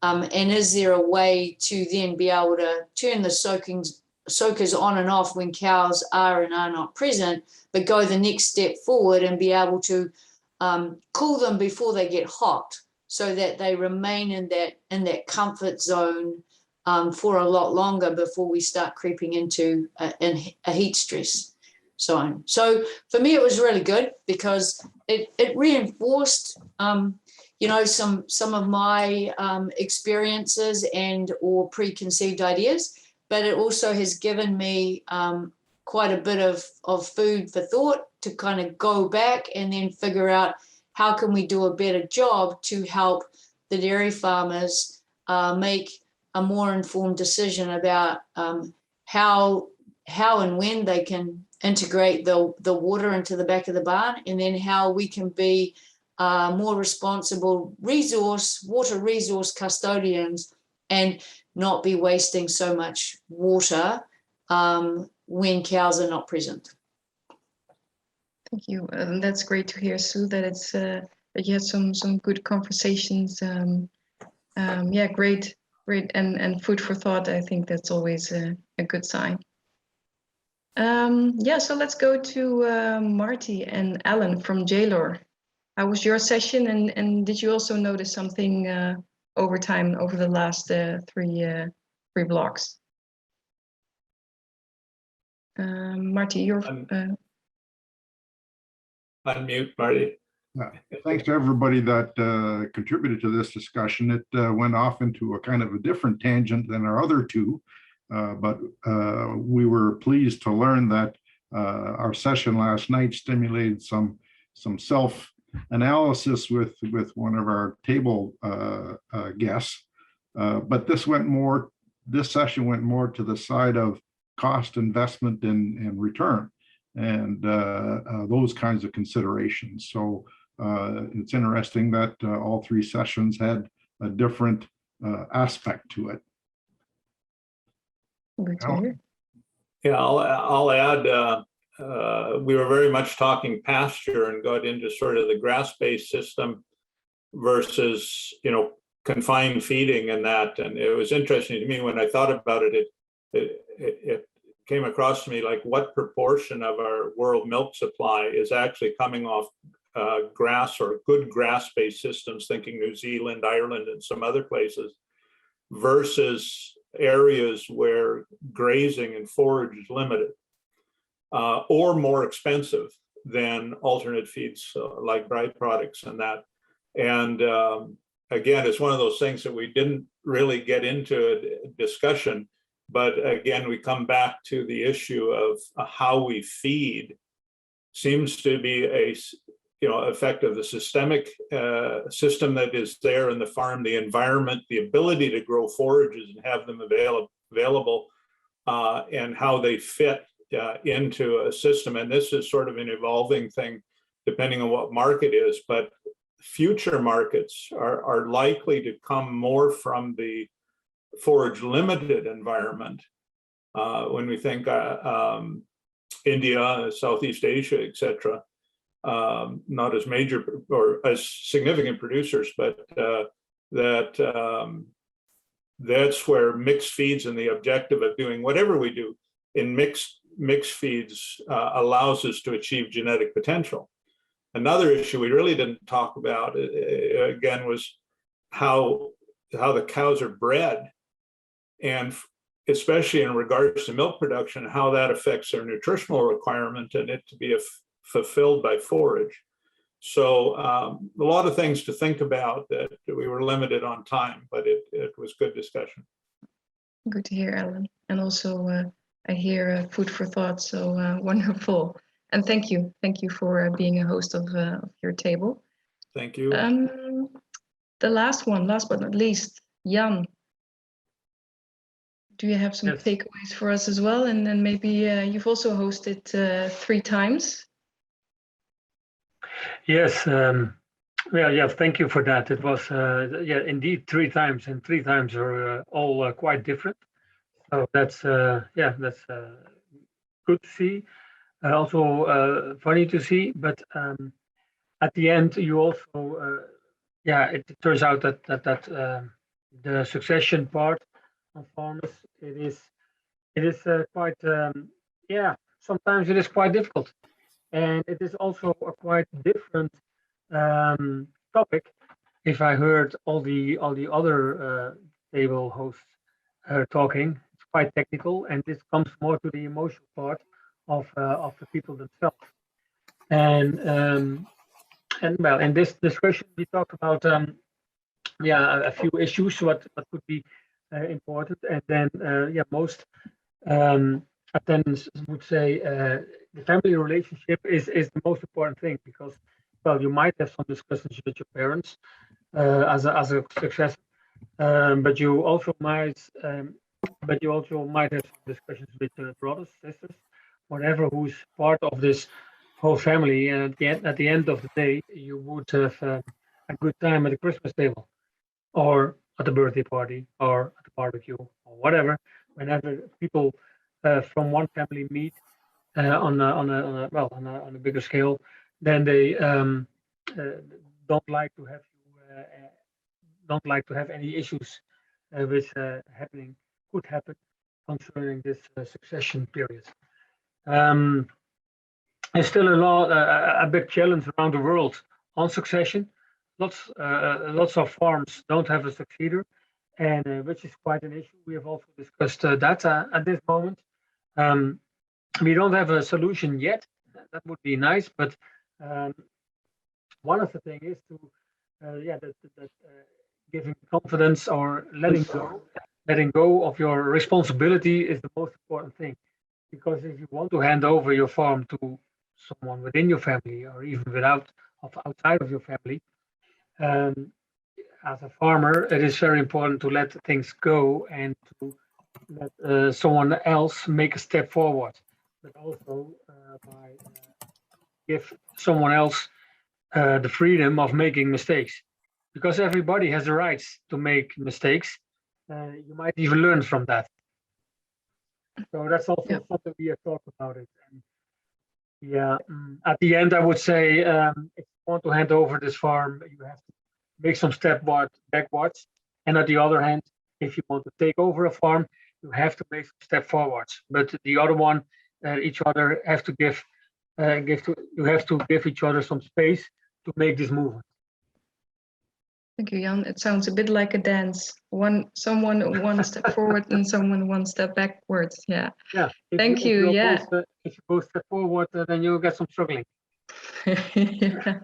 Yes, indeed. And great again to hear you say that you should be allowed to make mistakes and basically learn from that. Thank you very much. And just I saw Torsten actually answering a question you had, Alan. Based on our IFCN data, milk from grazing systems might need not much bigger than 10% on world milk production. So thank you, Torsten. Thank you for your contribution. Yes, it's almost time to actually go to our next session. So we have the farmers' presentations. But before we go there, I would like to give my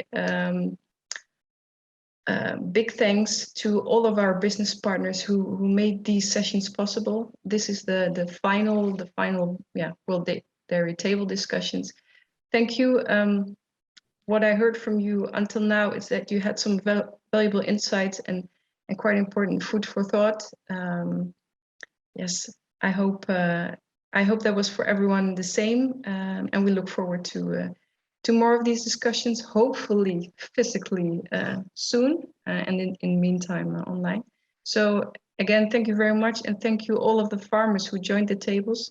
Also, thank you for joining. So we have only 1 minute before we go to the Farmer Solution Center. So either quickly get a bit of water or coffee or whatever the time zone you're in, for the appropriate drink, milk, of course. And then we see you back very soon.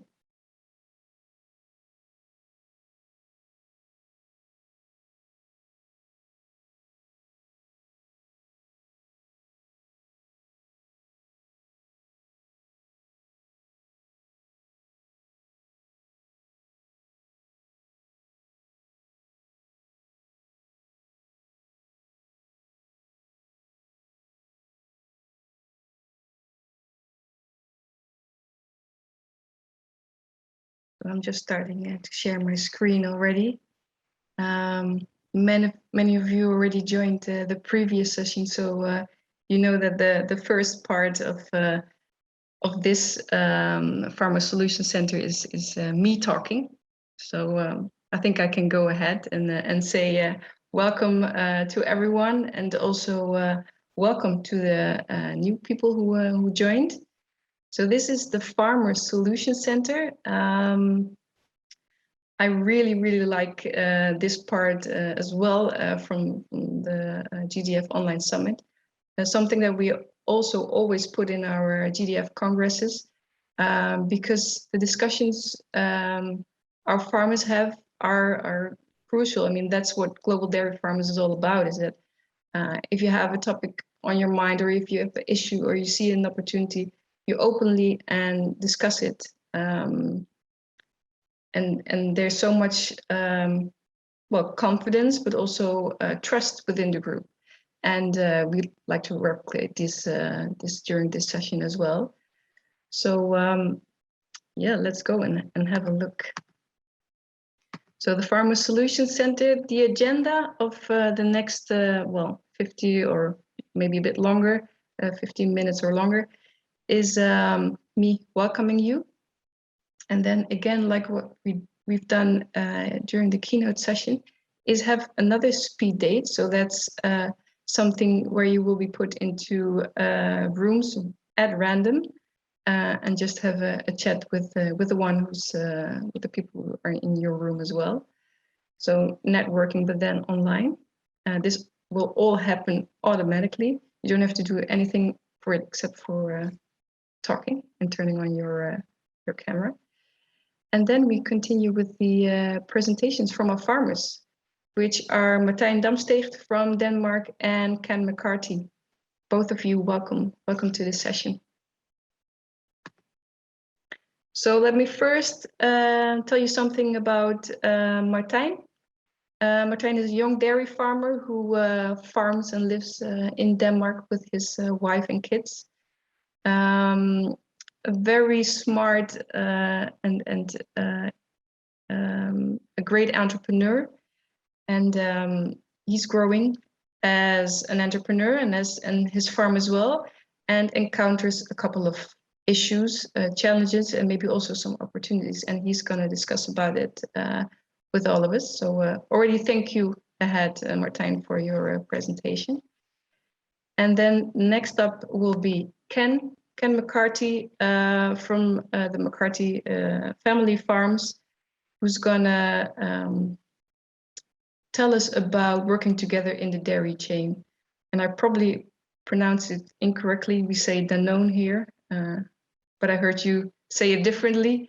But you work with them together, and I'm very eager to hear your story and how you make that work. And I think a lot of the dairy farmers who are present are also quite interested to hear this. So before we go to your presentations, which are both started with your video, the video you made, we go to the dairy speed date. So let's give it one more final go and enjoy the speed date. See you in. Welcome back, everyone. I hope you had some nice a nice speed date. Yeah. So before we go to the presentation or elaboration from Martijn Damsteegt, we're actually first going to see his video. Then he will give his presentation, and then there will be a Q&A. So in case you have any questions, please put them in the chat, and Alfons will make sure that they are either asked. And now we go to the video. Enjoy. Hi everybody, welcome in Denmark. We have here a family farm with my wife, with totally 1,000 cows. On this farm we are living. On this place are located 400 milking cows. And we like to show our farms now. This is the stable with all the... This is the other farm. It's located 1 kilometer from the place where I'm living. Here are located 600 cows. All the dry cows are here and the first and second lactation cows.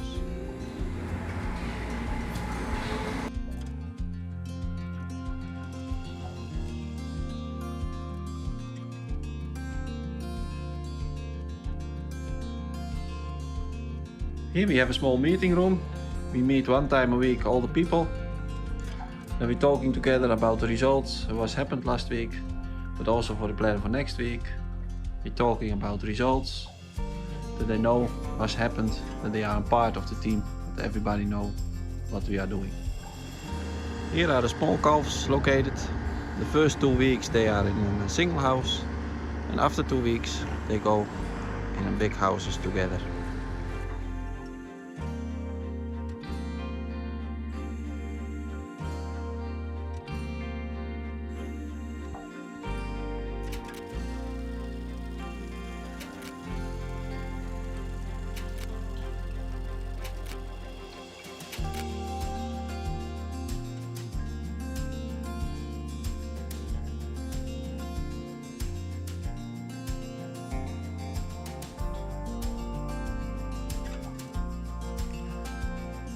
Here is the calf kitchen. Here we prepare the milk for the small calves. Also the milk, where we milk in the small milk stable, come in the milk taxis, where we feed to the calves. Thanks for watching, and I hope to see you soon. Bye!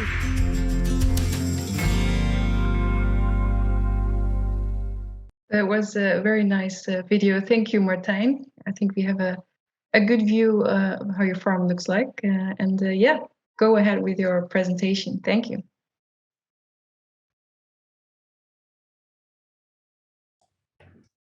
Yes, thank you. Thanks that I can give a presentation.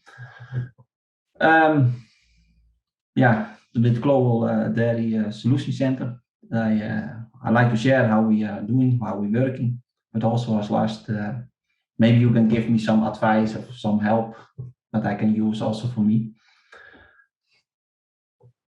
I titled More Cows, More Staff, More Challenge.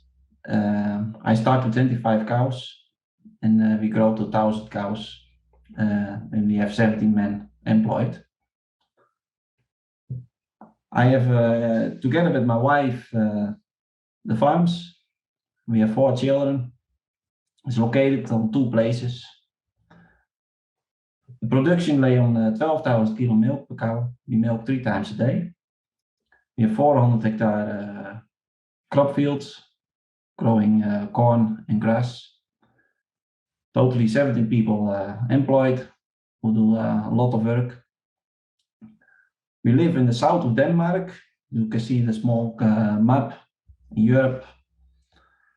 We started in 2016. I take over the farm from my family with 25 cows, and then we increased to 100 cows. And in 2014, we immigrated to Denmark and started 200 cows.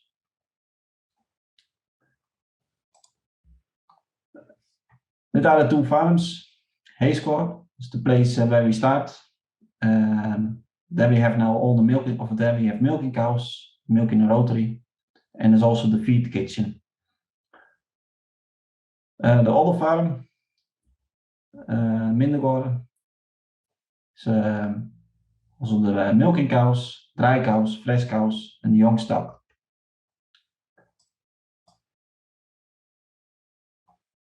Yeah, the locations are 1 kilometer from each other. You can see here on a red spot, a red star. That's the other location. You can see, yeah, close to each other. We have one management style. So we're moving the cows around. Yeah, what I'm saying, in this location, all the first and second rotation cows, and all the old cows are located on the other location, but all the dry cows are coming back in this transition stable. So most of the work is happened on this farm on Mindegaarden. On Hedsgaard is only milking. About Denmark, how I look to Denmark, strong points Denmark. They have a good infrastructure. It have good roads. We have a milk operation, Aeres. We have farm suppliers around us. Good advice and support around us to make plans, to make the bookkeeper papers, to help with the license. Also, the people live and work close to the sector, especially on Jutland, or the cities. Yeah, that is Copenhagen. There live also a lot of people, but the local people work and live close to the equator, so they understand what we are doing. It's thinly populated, 5.8 million people. Yeah, we export our products. The challenge in Denmark: environment, placement of the manure, ammonia. We can also see investors buying farms because, yeah, there's a lot of money in the world and they want also earn money. So they start to buying fields and farms to have a rendement of his money. Yeah, also in the EU, we get subsidies. There come a new agreement in 2023, European Green Deal. This will be a big change for us. In Denmark, it's expensive living. There's also high wages. The financing in the sector, there's a high debt per cow. We borrow a lot of money at the bank per cow when you compare with other countries. And acquiring new staff, most of the employees come from other countries because yeah, they can earn a good salary in Denmark, but it gives also a challenge to get the people this way. What does it mean for us with the strong points? Yeah, we have everything around us for supply. We are sure that we get all the stuff. It's close to each other. We get an okay milk price from Aeres. It's never high enough, but still we get a good milk price. When I look to other places, also when I look when COVID was starting, we keep the same milk price. There is place for farming and working together with crop farmers. But yeah, then you can come, then you can do more together, then you work together. Challenge is the environment. We cannot increase more on Mindegaarden. On Hedsgaard we can increase more. That is about ammonia that we not can increase more on the other farm. Investors, we can also cooperate with them, rent the land from them. Yeah, they just want to buy the fields, but somebody have also to use the fields. They give also possibilities to use the fields. Subsidies from the EU. Yeah, they use also with the new agreement to reduce the CO2. There's the coming changes for us, but we are so much in the front now. We have also heard the last day, yeah, we have to be climate neutral. I think also this money they use to stimulate us to be climate neutral. But also the biggest challenge that I want to talk about is incurring new staff. They suspect 30% staff shortage. Now it's around, we need, yeah, this shortage about 10% in Denmark. But they suspect in 10 years that is 30% staff shortage. Yeah, in all the countries, the economic grows. Everywhere they need people. This is more hard to find people, especially good people. I put this also in which type of farmer are we in 2040. This is research from the EU. It's a nice report. I want not to use too much time about it. But they see in 2040 12 different types of farmers. The first 6, the current established farmers profile, a little bit what we are seeing now in this moment. And then the last 6 is more the current niche that are coming, but it's in process and it is not for everybody. But I'm looking about these 12 farmers and I think where I'm, in which group I am in 10, 20 years. I'm thinking that I will be in the intensive group. You are innovated, you must be more efficient, you are large, you're specialized in farm holding, specialized in one thing to produce milk. Yeah, low cost product for the global. I put also a party model on the fence. These are the kind of farmers, the conservative farmers, 55 plus in age. And yeah, they keep the farm running until they are retired. They try to survive. I see also a lot of farmers around me, this kind of farmers. But I'm also thinking when you are standing still, you come in this group. But I'm not sure if you survive in the future. Because when I'm thinking about our situation, I think we are in the group of the intensive farm type. So what is our biggest challenge in the next 10 years? About HR, people management, how to keep the staff, how can we find good people in the future? To find people is not so difficult, but good people. Must return to automatic milking, batch milking. That is also automatic milking, but then you put the robots in a building with a waiting room behind, and then you push the cows between the robots, through the robots. Dus then now we have 10 milkers. Then you go back to 4 robot operators to reduce the amount of staff. But for me, it's also sometimes stressful to having many employees. Sometimes I'm thinking, no, I'm not a farmer more. Sometimes, yeah, I take also sometimes personal when people not have it good. I like people have it good. Also, people come from other countries. Yeah, they come to work to earn money. They have no family, but yeah, when they have it not good, then they cannot make a good job, and then people also not standing long. Then I'm also thinking, but it's also for the people who are living here and work for us. Yeah, they need a good working place that they like to stay. How do we work today with people management? We have now a structure. The farm run without me on daily drift.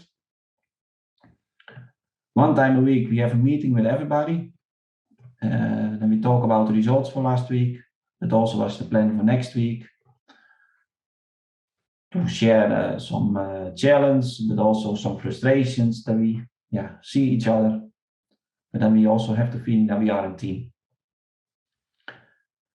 You can see the structure where we are working. We have supervisors for every unit. These people work all many years for us. I'm also proud on these people. They make a good job. but it is special on the dairy basis, not on the people management, but they are supervisors about the area. The milkers, until now the milkers find new people when we need a new milker, but it is not so easy as before. We can see it is that they have more hard to find new milkers. And then you're also thinking, can we in the future still find people for milking the cows? We can also see the milkers, they stay between 2 months and 2 years. And you can also see after 2 years they need new challenge. Dus can we find a new place in the farm for a new job?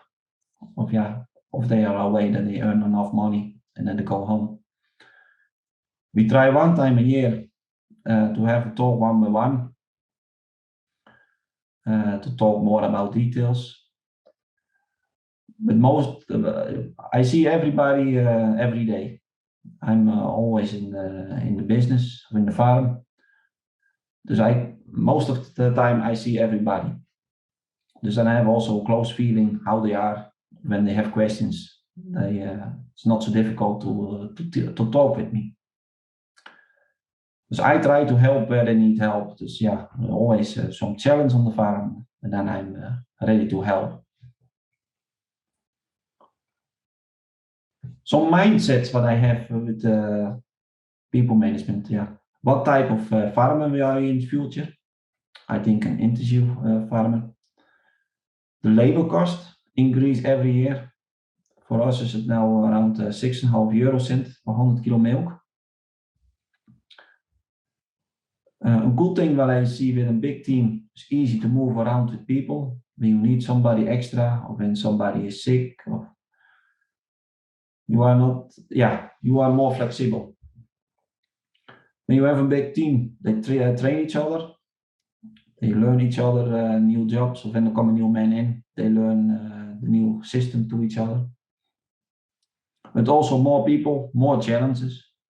I get more worries that everything still will run good, that they have it good together.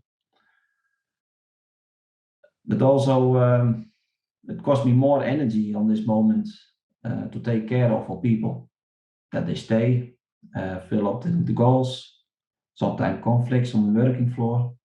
They have also personal issues that they talk with you.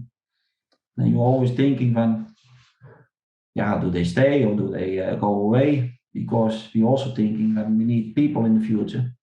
So I like that the people stay. My heart is in the farm, and the staff know and feel that. Because I'm always on the dairy. I can also see they give the staff extra energy to do the job, but also help extra when we need extra help. Dus also the question back to you, what solution of input can you give to me? Or I take too much energy from me? How can I turn this around that I can put my energy in my business farm? How can I change my organization, that the organization is good and strong enough also in the future? Is maybe a replacement for milkers for robots, less people. You have not inquired less people in the future. Well, I'd like to discuss what your opinion is about this. Thanks. Thank you very much, Martijn. Thank you very much for your presentation and your openness to share your challenges. I think Yvonne told us at the introduction, I think this is actually what GDF Solution Center is about, and that you share your challenges really appreciate your openness. I think I have one question. You said the staff comes from different countries. Maybe you can tell a bit where your staff is actually coming from, because that also maybe illustrates a bit the complexity of running such a staff. Yes, a good question. On this moment, my staff come from Romania, but a lot of colleague farmers have also people from Ukraine. But it starts also that people are coming from Vietnam, Brazil, Japan, to find people. But this kind of people out of the EU can just stay only for 1 year. You have a big replacement of people. Yeah. And I'm always see a replacement of people cost also money and extra energy. People who stay longer, they have more, more qualities. Yeah, and they can grow in their job, and they can maybe even grow in what they do at the farm, and they can maybe help other people. Yeah, if they're longer in the farm. Yeah, I think that makes and sense. then you have people out of the EU, and after 1 year they have to go out. And when the period of COVID was an issue, then they get not a license to come in Denmark. There's a lot of farmers had a big issue with people. And we need people, but they are not coming. No. So it's a challenge. And I also like the sentence you said that my heart is in the farm and the staff know and feel it. Yeah. And I can tell you, it's not just the staff. I think it's everybody who's listening to you can actually feel that. So that's what I also like very much about this presentation. There's one question in the chat, and somebody saying, Helene Lansing, you talked about that it's important that she asks, mirror yourself. What makes you really happy? That's actually her question. Yeah, that's a good question. Yeah, but I'm also looking to this answer for this. Yeah, to look into this answer. Yeah, I cannot give an answer on this moment on this, but I like to entrepreneur or have a goal to go for this. I need goals to grow. I can also see the question from Art just coming over. I think that we have success, that we grow so quick. Some things are doing good, but I think this is the goal. We have a good strategy plan, and I like and have a good strategy plan to work on it. And I like to work with goals and to reach the goals. To achieve those goals, yeah. Yeah.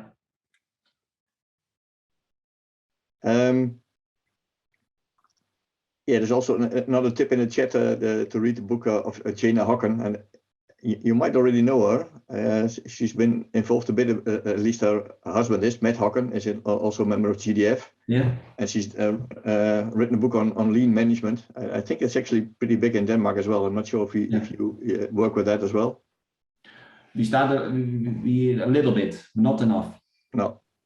So that actually that's quite a good tip, and I think you even have a specialized advisor in Denmark who's really focusing on that. If I'm right. I follow a course in a school with her. Yes. Okay. That's good.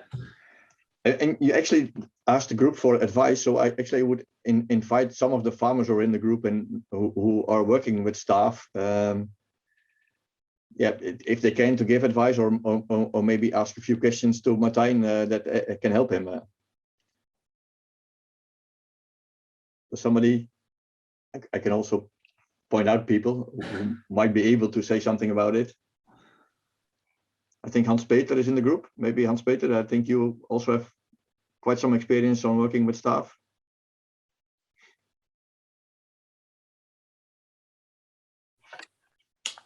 Yeah, we have also a lot of people. We have Polish people. There are 14 at the moment. And it's sometimes really challenging to find new people, and it's getting harder. But at the moment, we have a waiting list. So we have 2 to 3 people who are trained already on our farm, and they live now in Poland, and they're waiting that someone is getting ill or is getting out of the business. So that's very comfortable for us, but that's not really. How did you achieve that? There are a lot of points. We have a package. We have one person in the office who takes care of the people for all the paperwork. If they get money for the kids, if they get housing. So we have a package that seems to be interesting for them to come over here to work. Yeah. And we have a lot of. From our Polish guys, after 3-4 months, they bring their wife and their kids to Germany. And when the kids are going to school, you won. Yes, that's right. But I can also see they don't move away. So. Yeah.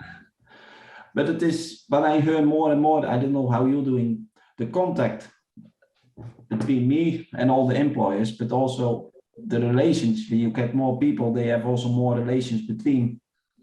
How can you manage that? Because now I manage the 17 people. But you can well say I have somebody else who manage the people. But then the heart of the farm go a little bit out. Then they think, oh, this is the big boss, and what are we doing? I'm afraid that the people not feeling my heart in the business. That's if the farm gets bigger, you need some people who take care about the stuff. There's one interesting comment in the chat that says from Peter Ham, unfortunately, managing people is much more difficult than managing cows. Yes, for me, it feels that's true. For me, it feels often like babysitting an IT specialist. So I think that's I think we can sort of relate to that. It's not easy, and that's why it's always impressive if you talk with farmers like Martijn who have developed a farm and many other farmers within GDF from a small farm where you do everything on your own, and then you make steps forward, and that you have to learn how to work with staff, and it really requires different skills. And that's what I remember from another GDF member, and he said, well, we do also assessments with our workers, so that to better know what type of person they are and what kind of skills they have. And he also did the assessment for himself, and actually he learned a lot about himself as well in that assessment. So that might also be something you might do. Yeah. It's also good to know yourself a bit better. Then you also know why you're irritated by other people. What's your strength? It can be somebody else's weakness, and that can really be complicating. Yeah. Thank you very much, Hans-Peter, for helping. Hello, Willy here. Yeah, Willy, please go ahead. I'm like, we had a lot of employees, not so many now anymore because we've got Schimmelkes, but one thing is not to get too emotionally involved with them. Some of them don't like that. Another one is if you work on the farm physically, you have to be in front of them. Don't go to the back paddock or sit in the office all day. Really important to show your face, lead from the front. I think just to, as somebody said last week, he said he doesn't like general managers in a speech. He said you want to be part of a team instead of being the leader of the team. So I always go back to the phrase, teach a man to fish, and he's set for the rest of his life. So that's always ingrained in my system, to teach people to fish. Okay, thank you. Yeah, thank you very much, Willy. So, Martijn, I'm not sure if this solves all your problems, but I do hope that it gives you some input to maybe make some next steps. And well, you know the people who've given the advice, you can always go in contact with them, and they probably can help you and will help you further with your challenge. Yeah, thank you very much. So thank you very much, Martijn, and everybody for the questions. So I think we will move to the next farmer, and the next dairy farmer that will share his story is Ken McCarty. He's already been introduced by Yvonne. So welcome, Ken, in this GDF Solution Center. Very happy to have you on board, and I think we will have a look at your video first. Hello everyone, my name is Ken McCarty from McCarty Family Farms, coming to you from our farm here in Rexford, Kansas in the United States. My family is a fourth generation family farm. Today we milk approximately 13,000 cows on 5 different farms.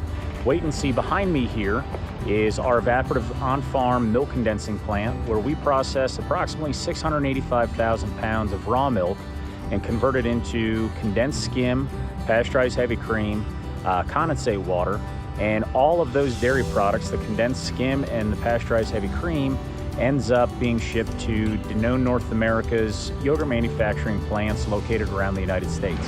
Behind me is a 200 cow freestall pen in which the cows are milked 3 times a day in deep bedded sand freestalls.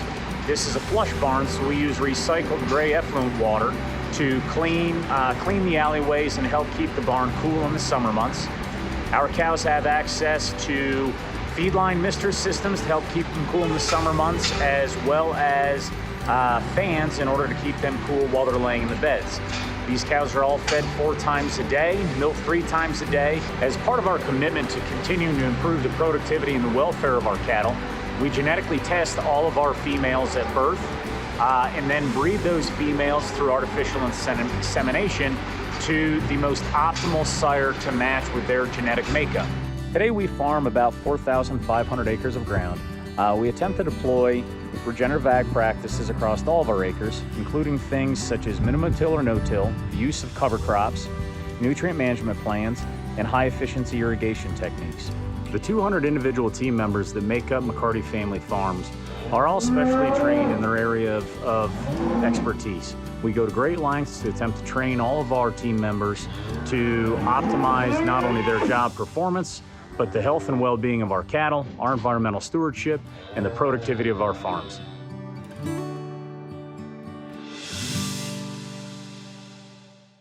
Thank you. That was a great video, and it gave, I think, a good impression of your farm. Please go ahead with your presentation, Ken. Great. So as was mentioned in my video, my name is Ken McCarty. I'm the youngest of the 4 McCarty brothers. We are 4th generation family dairymen, originally from northeastern Pennsylvania on the east coast of the United States. My great-grandfather, Taylor McCarty, began our family's dairy in 1914 in a red barn on the side hill with cows out on pasture. And my grandfather took that farm over in the early 40s, expanded the herd to roughly 35 cows in the same location. And in the 70s, my father and mother bought some ground from my grandfather about a mile up the road from there and built the dairy that my brothers and I were born and raised on. We grew up milking about 150 cows in a highline pipeline tie stall barn. And in the early 90s, my parents began to look for opportunities for relocation that would allow my brothers and I the ability to come back to the farm. They didn't believe that there was room enough for us to grow, and with some of the emerging issues in northeastern Pennsylvania, they felt that our family's future in the dairy industry was limited there. So we began to look throughout the United States for areas to relocate to, and eventually settled basically dead center in the United States in northwest Kansas.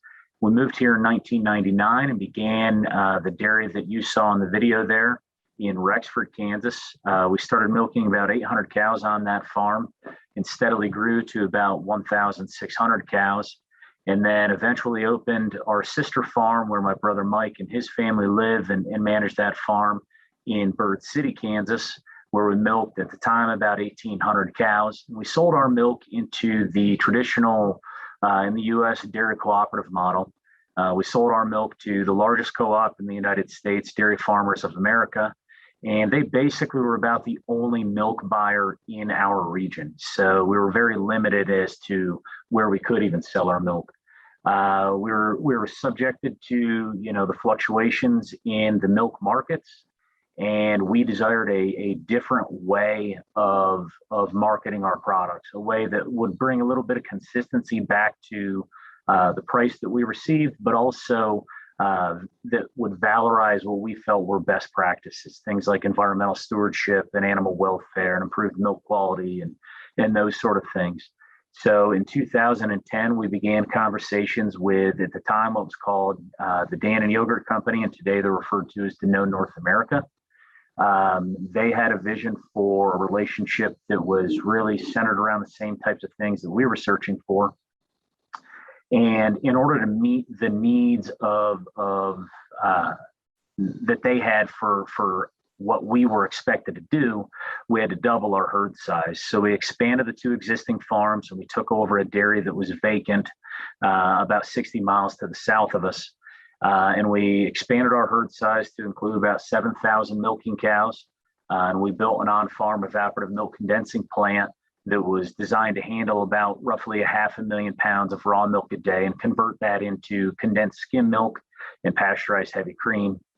We were able to increase processing capacity in that plant over the years, and we didn't really have the room to expand on our existing farms or the ability to increase productivity enough on those farms to overcome that production gap. So in 2014, we took over a dairy where a gentleman was wanting to retire and had no children coming back to the farm. So we took that dairy over and expanded the milking herd size to about 8,500 to 9,000 cows in Kansas and Nebraska. And we still had a desire for growth, and we began to look outside of Western Kansas. And we eventually settled in West Central Ohio on a partnership farm with a local farming family. And we opened that dairy in November of 2018, and we milk about 3,900 cows there. And all of that raw milk is shipped directly to Danone North America's yogurt manufacturing plant in Minster, Ohio. So today we milk approximately 13,000 cows across 5 different farms. Primarily the 3 farms in Northwest Kansas, 1 in Southwest Nebraska, and 1 in West Central Ohio. About 200 total team members, primarily on the farm, but about 25 individuals located in the processing plant, and then an office team and some trucking and maintenance crews, that sort of thing. We farm right around 4,250 or 4,500 acres in the West. Our partners in Ohio farm about that many acres in Ohio, primarily growing corn and sorghum, some small grain silages like wheat or oats or triticale, and try to deploy regenerative ag practices across all of those acres. Total herd size would be right in the ballpark of about 26,000 registered Holsteins, all of which are genetically tested at birth, and then mated to the optimal sire for those animals. Today we produce right at about 1.1 million pounds of raw milk a day. All of our farms are non-GMO project verified. They're Validus Dairy Care certified, which would include animal welfare certifications, environmental stewardship certifications, worker care and on-farm security certifications, and most recently, our farms have all become B Corp certified.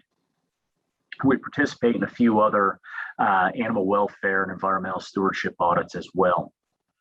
But how we try to connect and work with our supply chain, both upstream and downstream, really kind of is encapsulated in this diagram. We view our farm sitting at the center of a circular economy that would connect the cow to the customer, which in our case is Danone North America, them to the consumer, and then how can we connect that consumer back to the crop ground and ultimately the beginning of that overall cycle.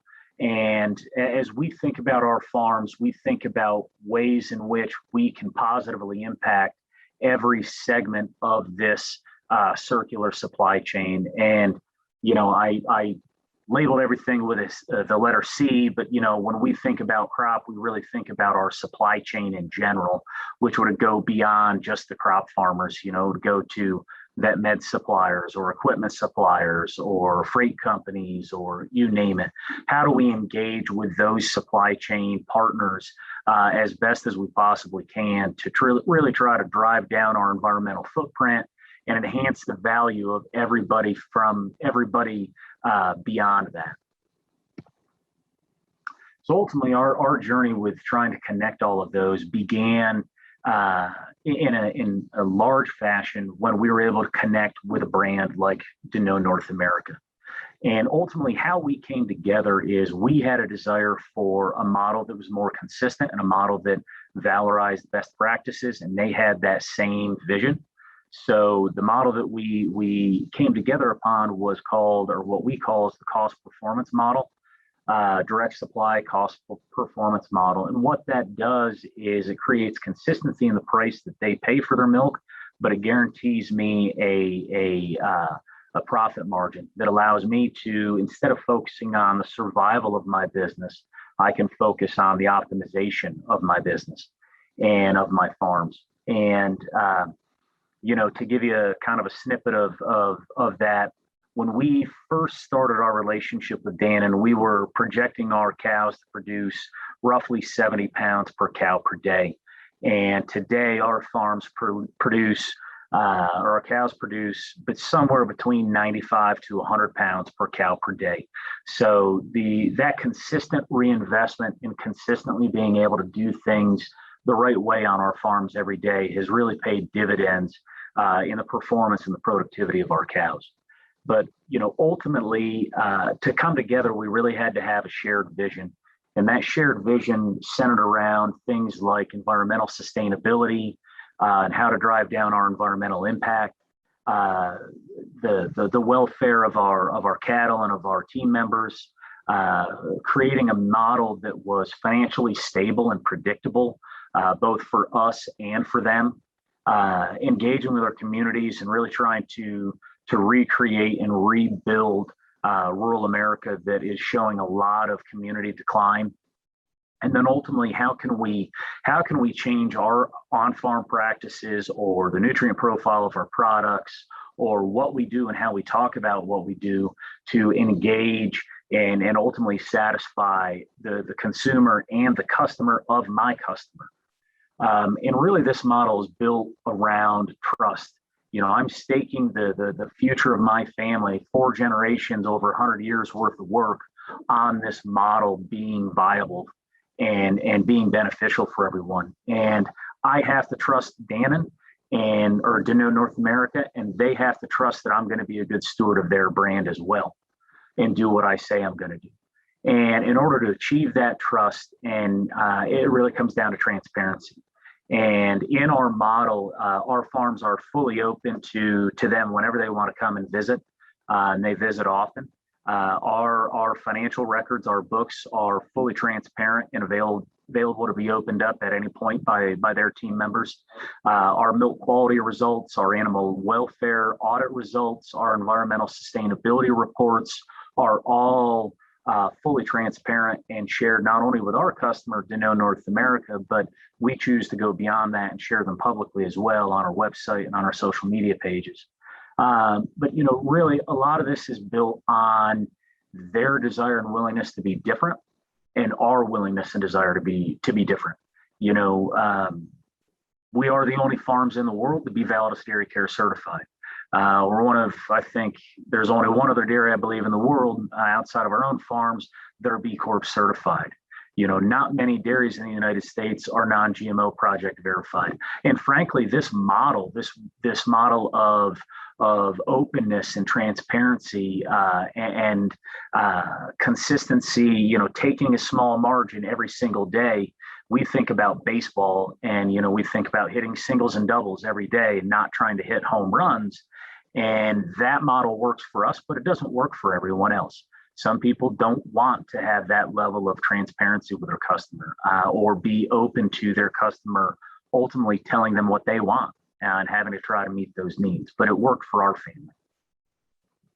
And then as we try to enhance that model, we believe that we have a need to try to engage with our supply chain as well to help us improve our cost efficiencies, but also as we try to enhance the value that we bring to our customer and drive down our environmental impact, we have no choice but to engage with our supply chain. The transition in non-GMO in 2017 really enabled this because I had to have a deeper understanding of where my crops came from. And obviously in our model and in every dairy model, crops are one of the single largest cost centers on the farm, if not the single largest cost center on the farm. So that it was obviously extremely critical for us to engage with that. So we began our engagement with our supply chain with the engagement of our crop farmers and trying to create an open and honest relationship with them that, for me to be able to secure non-GMO crops, I need that crop farmer to be in business tomorrow, which means I need to provide him a pricing model that makes his business sustainable as well. That gives me access to the crops that I need, but it also gives me access to the acres to dispose of the waste from my dairies on. And it also gives me the ability to enhance that relationship and talk about different hybrid selections or valorize the best practices they deploy on their acres through my supply chain. And it opens us up to be able to talk about what we need and want. What price do they need to receive to stay in business or to keep their lender happy? You know, what do I need in terms of quality or hybrid selection to make my farms operate better? And then how can I collect data from those farms, create a value stream out of that for those crop farmers, but also enhance my supply chain by being able to quantify the environmental impact of my overall supply chain. And then ultimately, how can we talk about that? You know, we have to be able to talk about that with our customer to know North America, but create those stories that make sense and are understandable to people that are not familiar with agriculture, you know, that are the customers of our customer, the Walmarts and the Costcos of the world. And also, how can we engage with the consumer directly? And we've tried to do that through a variety of different social media platforms. TikTok, namely here recently, which has been, it's kind of beyond my technological realm, but it makes a huge connection with the consumer. We talk about what we do and share, you know, our audit results on our websites. We engage on Facebook and Twitter and Instagram and YouTube and all that. But ultimately, we try to show everyone who we are. We open our farms up to visitors at any time. The farm in Ohio at MVP has an on-farm visitor center where we tell the story of our family, the family of our partners, and how we came together to build MVP Dairy and what we do from the crop to the cup of yogurt. And we also try to talk about the dairy industry as a whole, because, hey, we believe that as dairy farmers, we have a tremendous amount to be proud of, and we want to talk about that. But we also try to identify what we view as our victories, things like being Validus Dairy Care certified, or becoming B Corp certified, or non-GMO project verified. And we share environmental impact assessment through our eco practices reporting. And then at the end of the day, you know, a lot of that comes back down to being comfortable opening yourself up. So our farms are always open for tours. You know, we try to engage appropriately with our critics.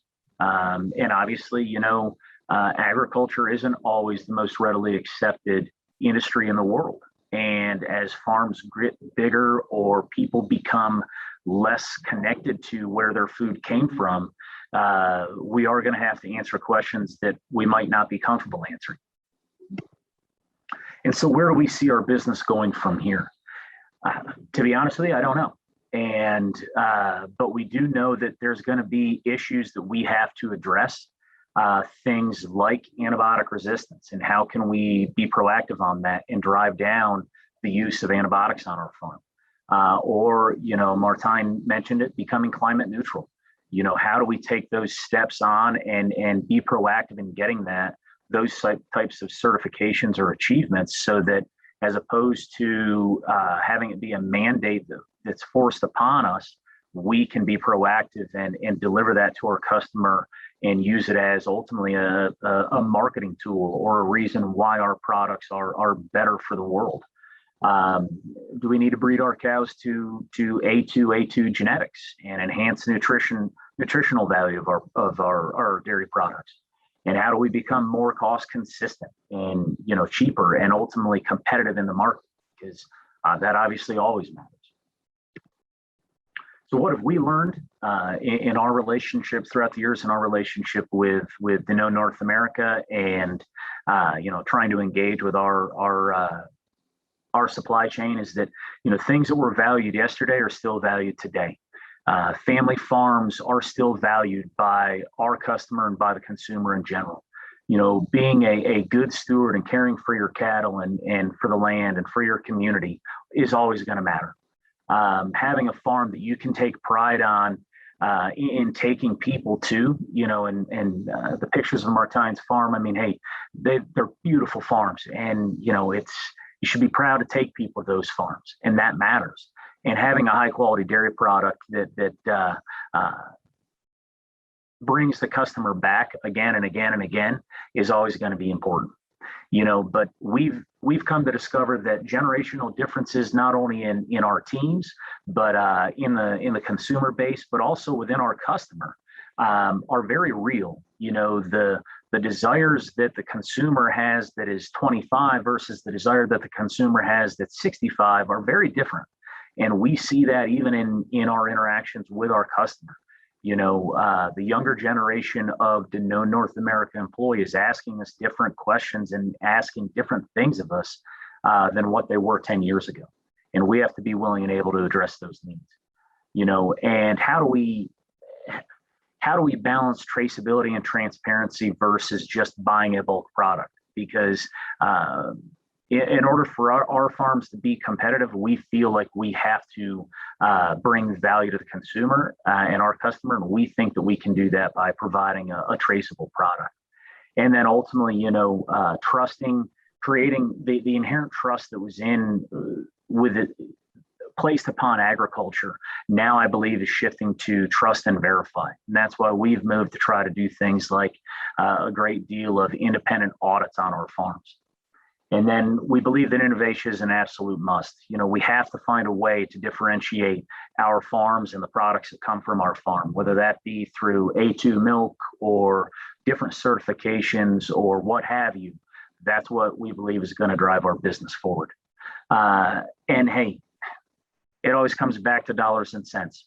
Cost always matters. Being able to be market competitive and to try to be cheaper than the competition still matters at the end of the day. And we can never lose sight of that. And we can never innovate ourselves right out of business. And, even internally amongst my brothers and I, we argue about this sort of stuff all the time.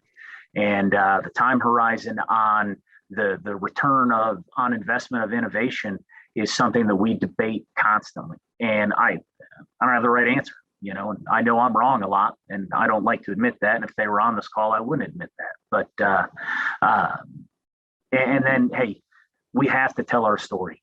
The general population is moving away from agriculture, and their understanding of agriculture is dwindling. So it's absolutely crucial that we tell our story to our customer, the customer of our customers, the consumer, our communities, because no one's going to tell our story as well as we will.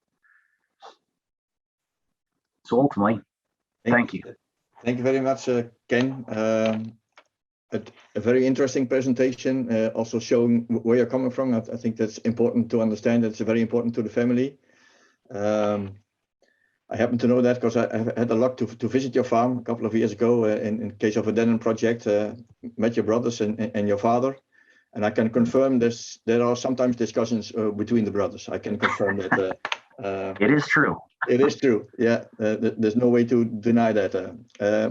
So for me, it was also interesting to see that I experienced it really as a family farm, because for a lot of people, a family farm is seen very differently as a more smaller farm. But the way you operate it, I think it's really still a family farm.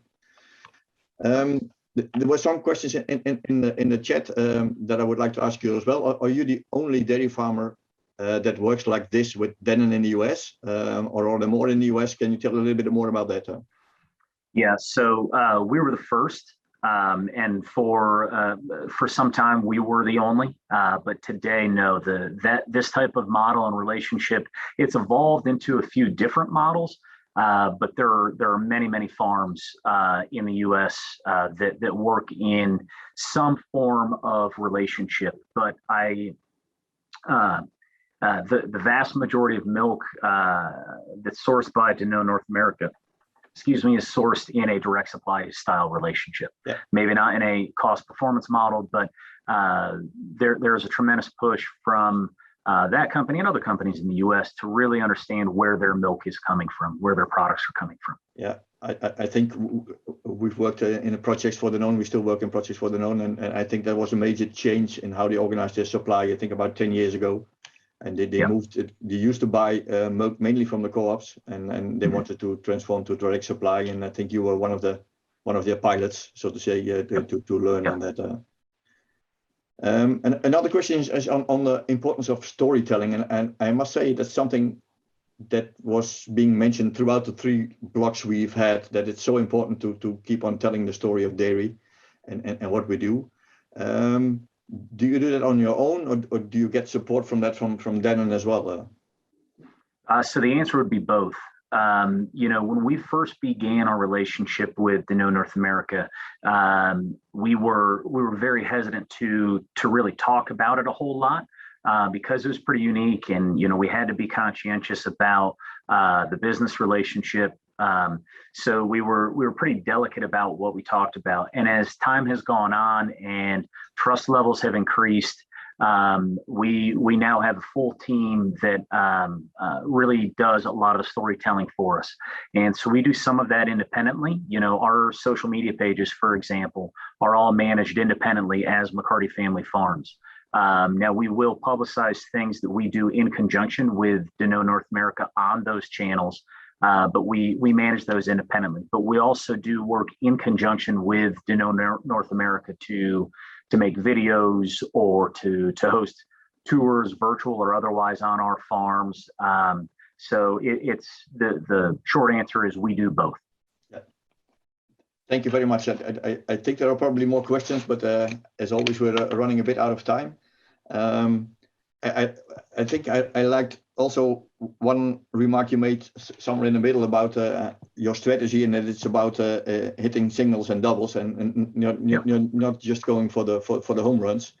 And I think that's kind of a very nice metaphor of this strategy that you've chosen, and you've been quite successful in so far. So thank you very much, Ken, for your presentation, answering the questions. And like I've said earlier, I think you really fit within the GDF group. So I hope you can experience this right now. So this is another invitation for you to join the group. Sounds great. I'm just taking the opportunity. Thank you very much, Ken. Appreciate it. Thank you all.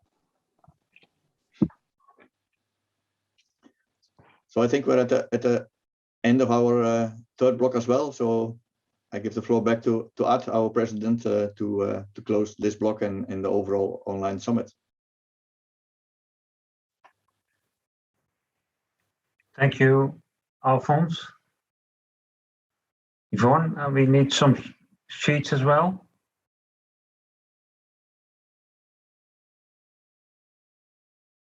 I don't see anything. I start with the closure. As the GDF team, we are very satisfied about this 24 hours event. Of course, there are always points for improvement, and we are always open for any feedback as well. For me, one of the main conclusions of this event is the value of global dairy farmers. The connection, the same passion, the same goals, and the same vision. But we all run our farms under completely different conditions. I think it's great how we have presented a picture of the global dairy industry in 24 hours. We could only achieve this with cooperation of our dairy farmers and business partners the last 24 hours. Many thanks to all of you for that. Many thanks to all the participants and their contribution to this event. One of the critical points is, of course, the number of participants. Are people tired of online event? Has it not been communicated on the right way? The number, it was okay. I think we have very professional participants, but we had expect a lot more. In the spring, we organized webinars with easily 200 participants, and we like to discuss it with you as well. In terms of content, I found it very impressive. The first feedbacks also confirmed this. Panels with 4 dairy farmers from 4 different parts of the world, 4 different continents. It's of course very nice. Back to the main topics. The demand for milk will rise in the next 10 years, mainly caused by population growth. The plant-based dairy market will also grow, but not in proportion to the realized population growth. The first question then is, where will the milk be produced, by whom, and how? How should we anticipate this demand? We get many ideas from farmers how they anticipate to different market changes.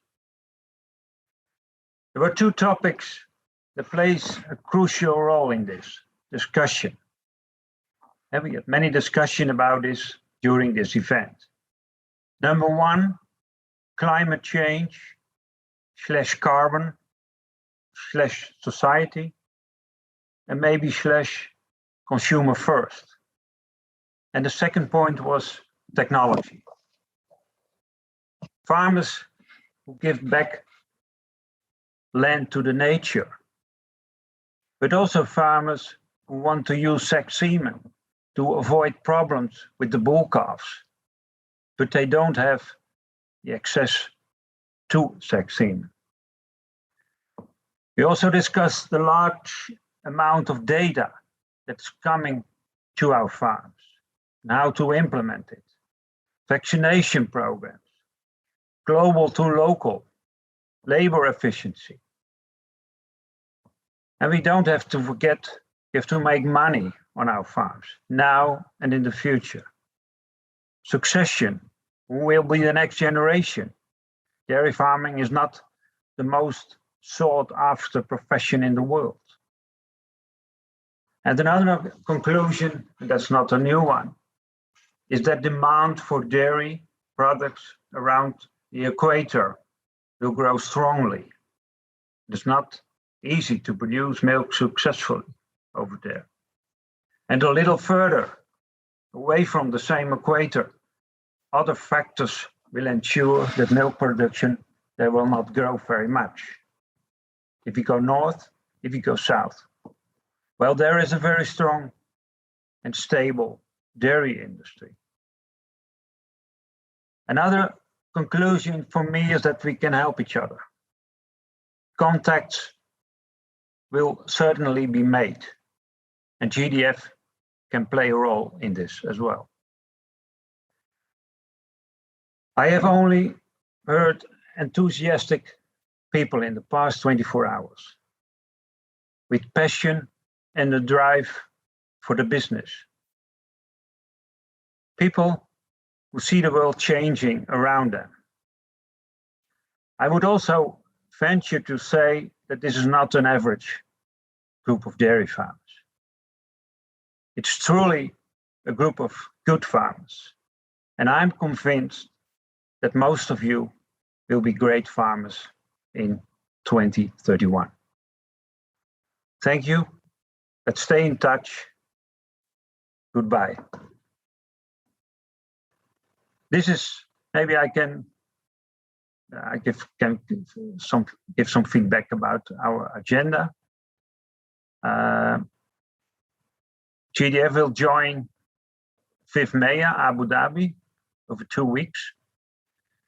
We organize a dairy afternoon. We have meetings with a large group of farmers, dairy farmers from Southeast Asia.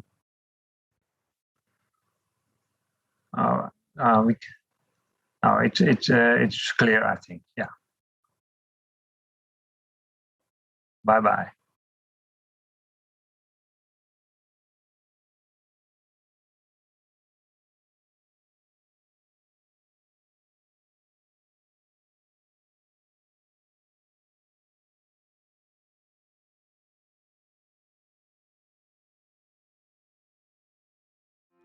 For years, Holm&Laue milk taxis see to healthy calves on farms.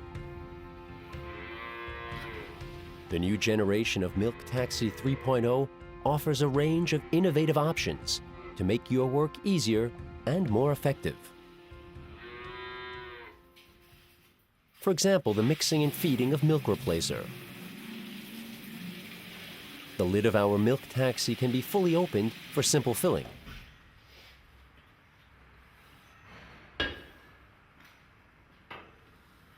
Our powerful bottom mixer produces calf milk quickly and efficiently. The temperature gauge allows for optimal control of desired drinking temperatures. Here's what Annette Stuben says about that. The milk taxi allows us to maintain an optimal drinking temperature over a long period of time. And the milk taxi is absolutely dependable, sturdy, and easy to use. So the milk taxi has been a big boon for us, a major success. It used to take much longer to feed the calves, nearly an hour for that task alone. And that in turn led to problems with the drinking temperature. So the milk taxi has helped enormously and saved so much time. Here, the whole milk is taken directly from the milking machine and fed into the milk taxi.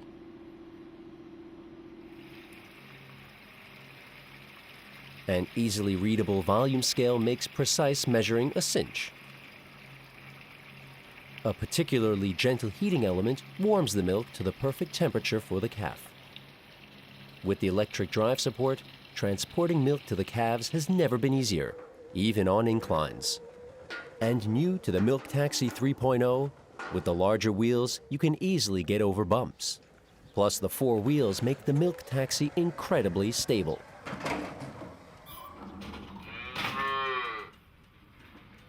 With the dosing arm, it's a snap to feed a large herd of calves in a short period of time. And a battery-operated pump frees you from electrical outlets. With the push of a button, the optimal dosage of milk is parceled out. And since every calf has its own needs, amounts can be individually and easily adjusted.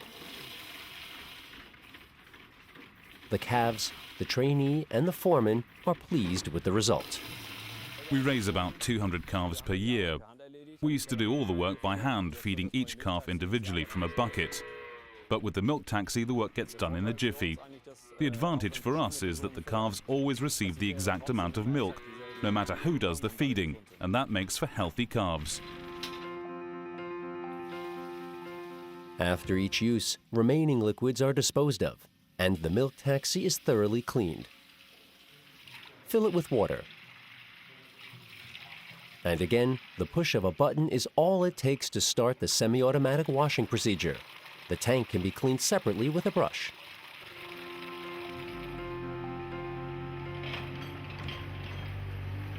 Most big farms will prefer the 250-liter milk taxi. It can feed 100 calves per day, easily and economically.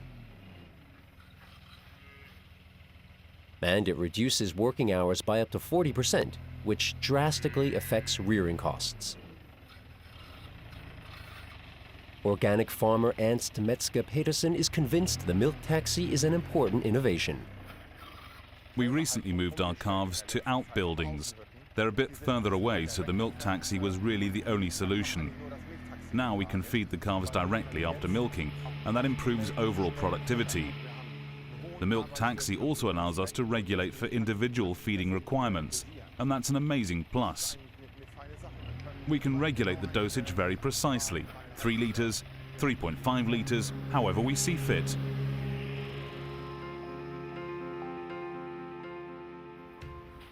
The milk taxi comes with a wide variety of options in addition to those we've already highlighted.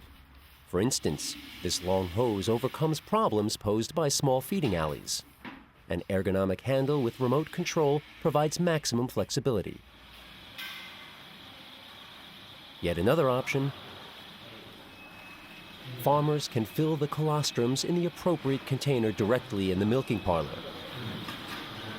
The water bath maintains an even temperature for an extended time period. The milk churn frame is another exceptionally practical milk taxi option for transporting bee stings or water to the calves. Additional options are the energy-saving warm water heater and a milking parlor for cows, as well as the bright LED headlight, which will show you the path to your calves in the dark in your new Milk Taxi 3.0. Pasteurization of whole milk is becoming an important procedure at many dairy farms.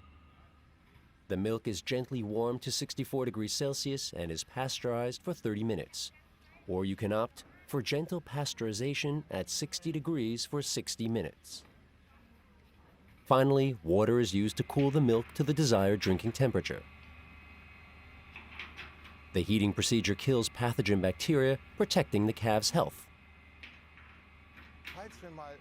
If we do detect problems with some type of bacteria, we can always pasteurize.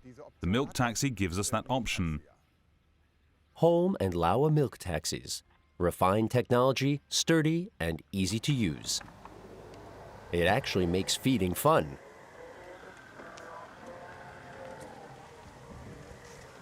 A versatile carriage on 4 wheels, and with electric power, it's more flexible than ever before.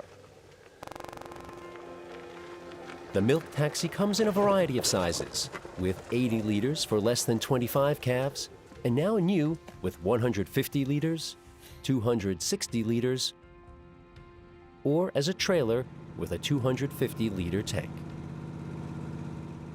Milk taxis from Holm&Laue, for happy calves, satisfied farmers, and much, much more.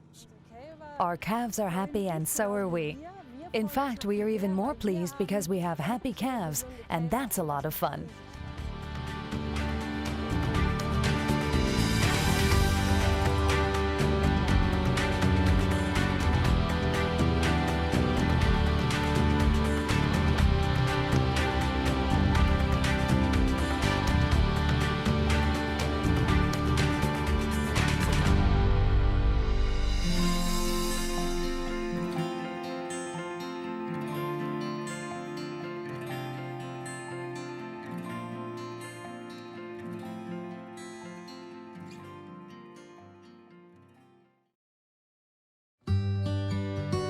My name is Carl Vijverberg and I run a dairy farm with 200 cows in Middenmeer, the Netherlands. Today, with the help of my farm management system Lely Horizon, I'll show you what my typical workday looks like. First thing in the morning, I always check the app as it gives me an overview of tasks which need my attention. It tells me exactly what to focus on. Thanks to my personalized dashboard, I have an overview of all the key data, like the production numbers, KPIs, the health status, and the list of cows in heat. I make sure the freshly calved cows are being milked immediately, so I have milk for the calves. I also check if there are cows that are about to calve. Thanks to the Fetch Cow task, I know which cows to fetch during my work routine, and the Health task tells me which cows need extra attention. When needed, I'll guide them to the separation area. Thanks to the notifications in Horizon, I receive regular insights into what actions I have to perform with each specific cow. This will eventually lead to improved profits.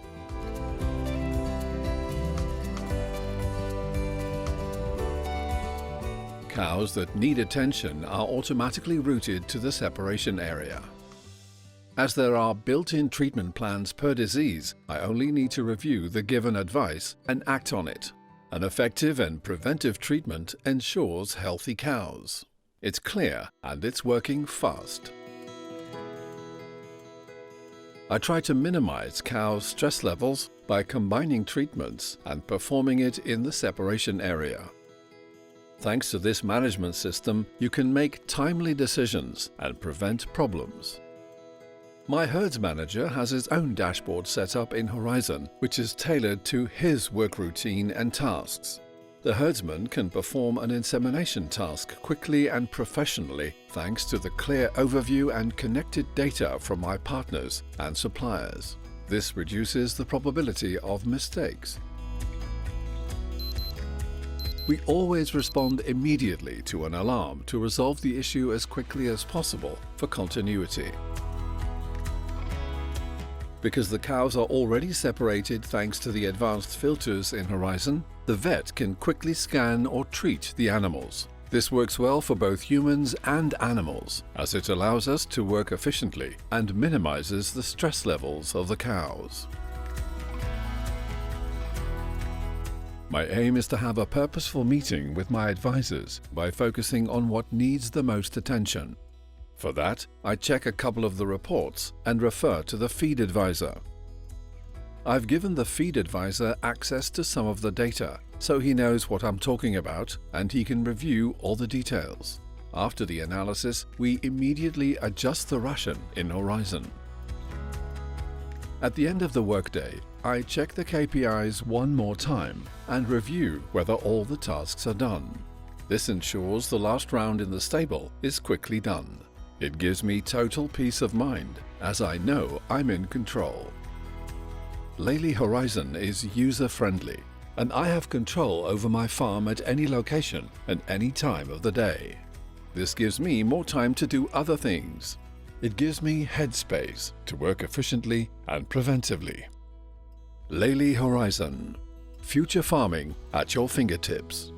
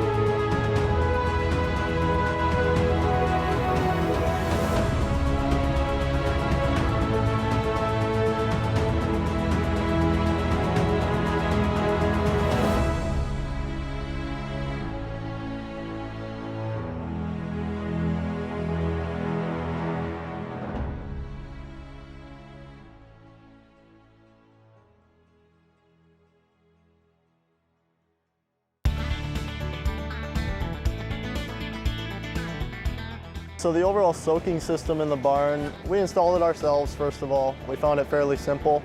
It's kind of a plug and chug. As long as you can measure it out, you could probably install it yourselves. And try to get it as close to the cow's back as we could.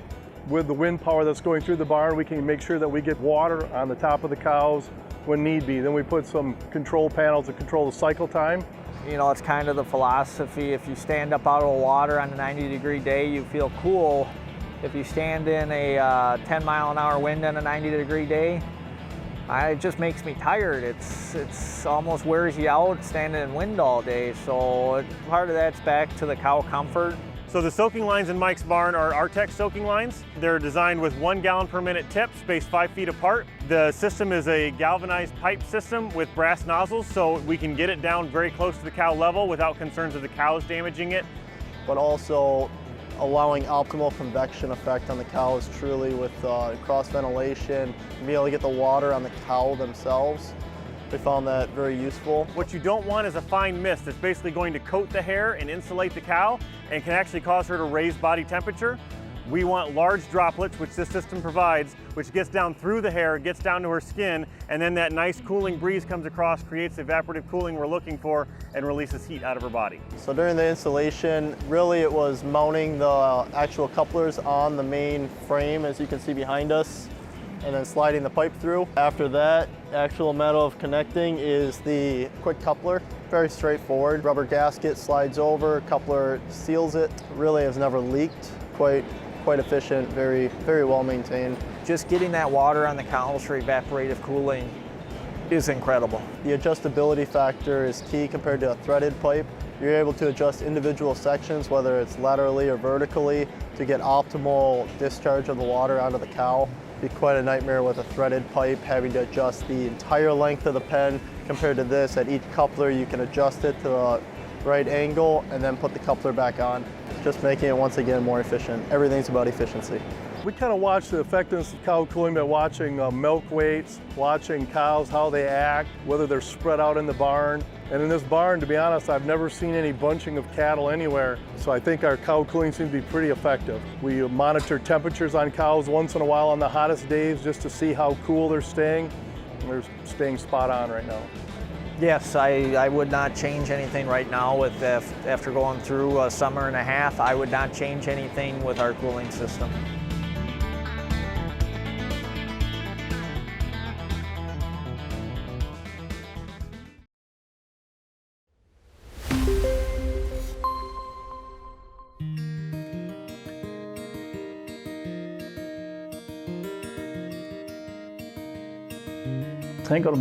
Automatic feeders have been providing benefits in calf feeding for many years now. The calf decides for itself when it would like to feed and is fed the milk in lots of small portions, just like feeding from its mother. In the meantime, farmers' needs have changed. Alongside making work easier, other factors now play an important role. Modern feeding recommendations such as the use of ad libitum feeding or the feeding of pasteurized whole milk presents feeding technology with new challenges. At the same time, innovations have made animal monitoring via sensors and data evaluation possible even in large herds. All this has led us to rethink the calf expert and put the calf at the center of our considerations. Let's take a look at intensive feeding, for example. Lots of farmers are looking for solutions to wean their calves gently off high quantities of milk. Thanks to the animal weight scales, the calf expert can take the individual growth of the calves into consideration for optimum weaning. The flexibility of the feeding curves is the strength of the calf expert. Up to 8 feeding curves make it possible for each curve to be fine-tuned to the calf's needs. QuadroFlex allows us to feed up to 4 calves at the same time and respond immediately if a calf requires an individual feed mixture. This is possible because every portion is freshly mixed as soon as the calf enters the station. Calves do not like fluctuation in the composition of their feed. But when various milk replacers and whole milk come into the picture, things get interesting. The transition must be gradual so that the calf's digestive system can get used to it. This makes sense, for example, when 2 milk replacers are fed, whereby one is optimized for the young calves and the other for the weaning period. This also affects the use of whole milk. Many farms feed pasteurized whole milk because the use of milk that is not marketable is cheaper. Quite often, however, there's not sufficient whole milk available to feed all the calves. The calf expert uses the milk diet data and whole milk available to calculate the optimum mixture of milk replacers and whole milk to ensure calves are always fed in the same way. My name is Christoph Hahn. My name is Christoph Hahn. I've been the herd manager at Matthias Zörn's farm for 5 years now. We currently milk 550 cows and rear the entire female offspring. Thanks to the installation of the calf expert, we are able to feed every calf in accordance with its age. Every calf gets an individual mixture and is also weaned individually. Up to now, we have been able to observe improvements in the animals' group behavior. The animals are much calmer. We can walk around the animals much more without them jumping up immediately. A technical aid such as the calf expert is only good when the user can use it safely. The illuminated smart keys make operation very intuitive. Calf information and feeding curves can be adapted in no time. It was important to us that the calves can be fed individually and hygienically too. It was also important to us that animals are not weaned according to age only, but depending on their weight as well. With the Calf Expert app, we are able to retrieve the calf's health data at any time and from anywhere. The Calf Expert provides a huge amount of data every day. We attached great importance to the fact that this information is easily accessible and can be accessed directly at the feeder, in the app or at the PC.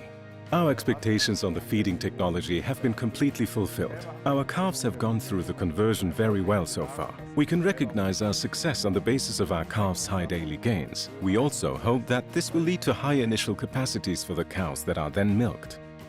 We have achieved all this together with our customers, an automatic feeder that meets the very latest requirements. The Calf Expert promotes the healthy development of the calves and improves profitability on the farm, resulting in satisfied calves and people.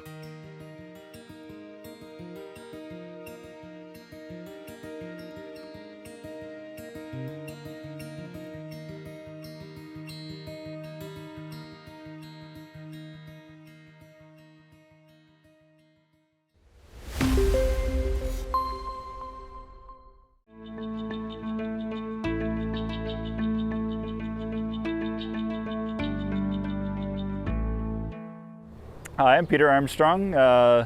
This is Armstrong Manor Farm. We're located in Caledon, Ontario. I'm 5th generation on this farm. We're currently milking about 290 cows 3 times a day. Our average milk production, given the heat we have right now, it's running around 38 kilos a day. If we could get rid of some of this heat, I'd like to see it get back up over 40. Butterfat, we're running 4.1, 4.2 butterfat and 3.3 protein. So the cows are doing well despite this long stretch of heat that we've had. Our mixer that we have here is a 5850. And I was actually trying to think, I believe this is our 5th mixer. And that isn't to say that we always have to replace them. We like to keep current with a lot of our machinery, so before they get run out, we like to update them. The service that we get from Jaylor is tremendous. Just really pleased with them. The quality of feed that we get out of it, the consistency of feed that we get out of it.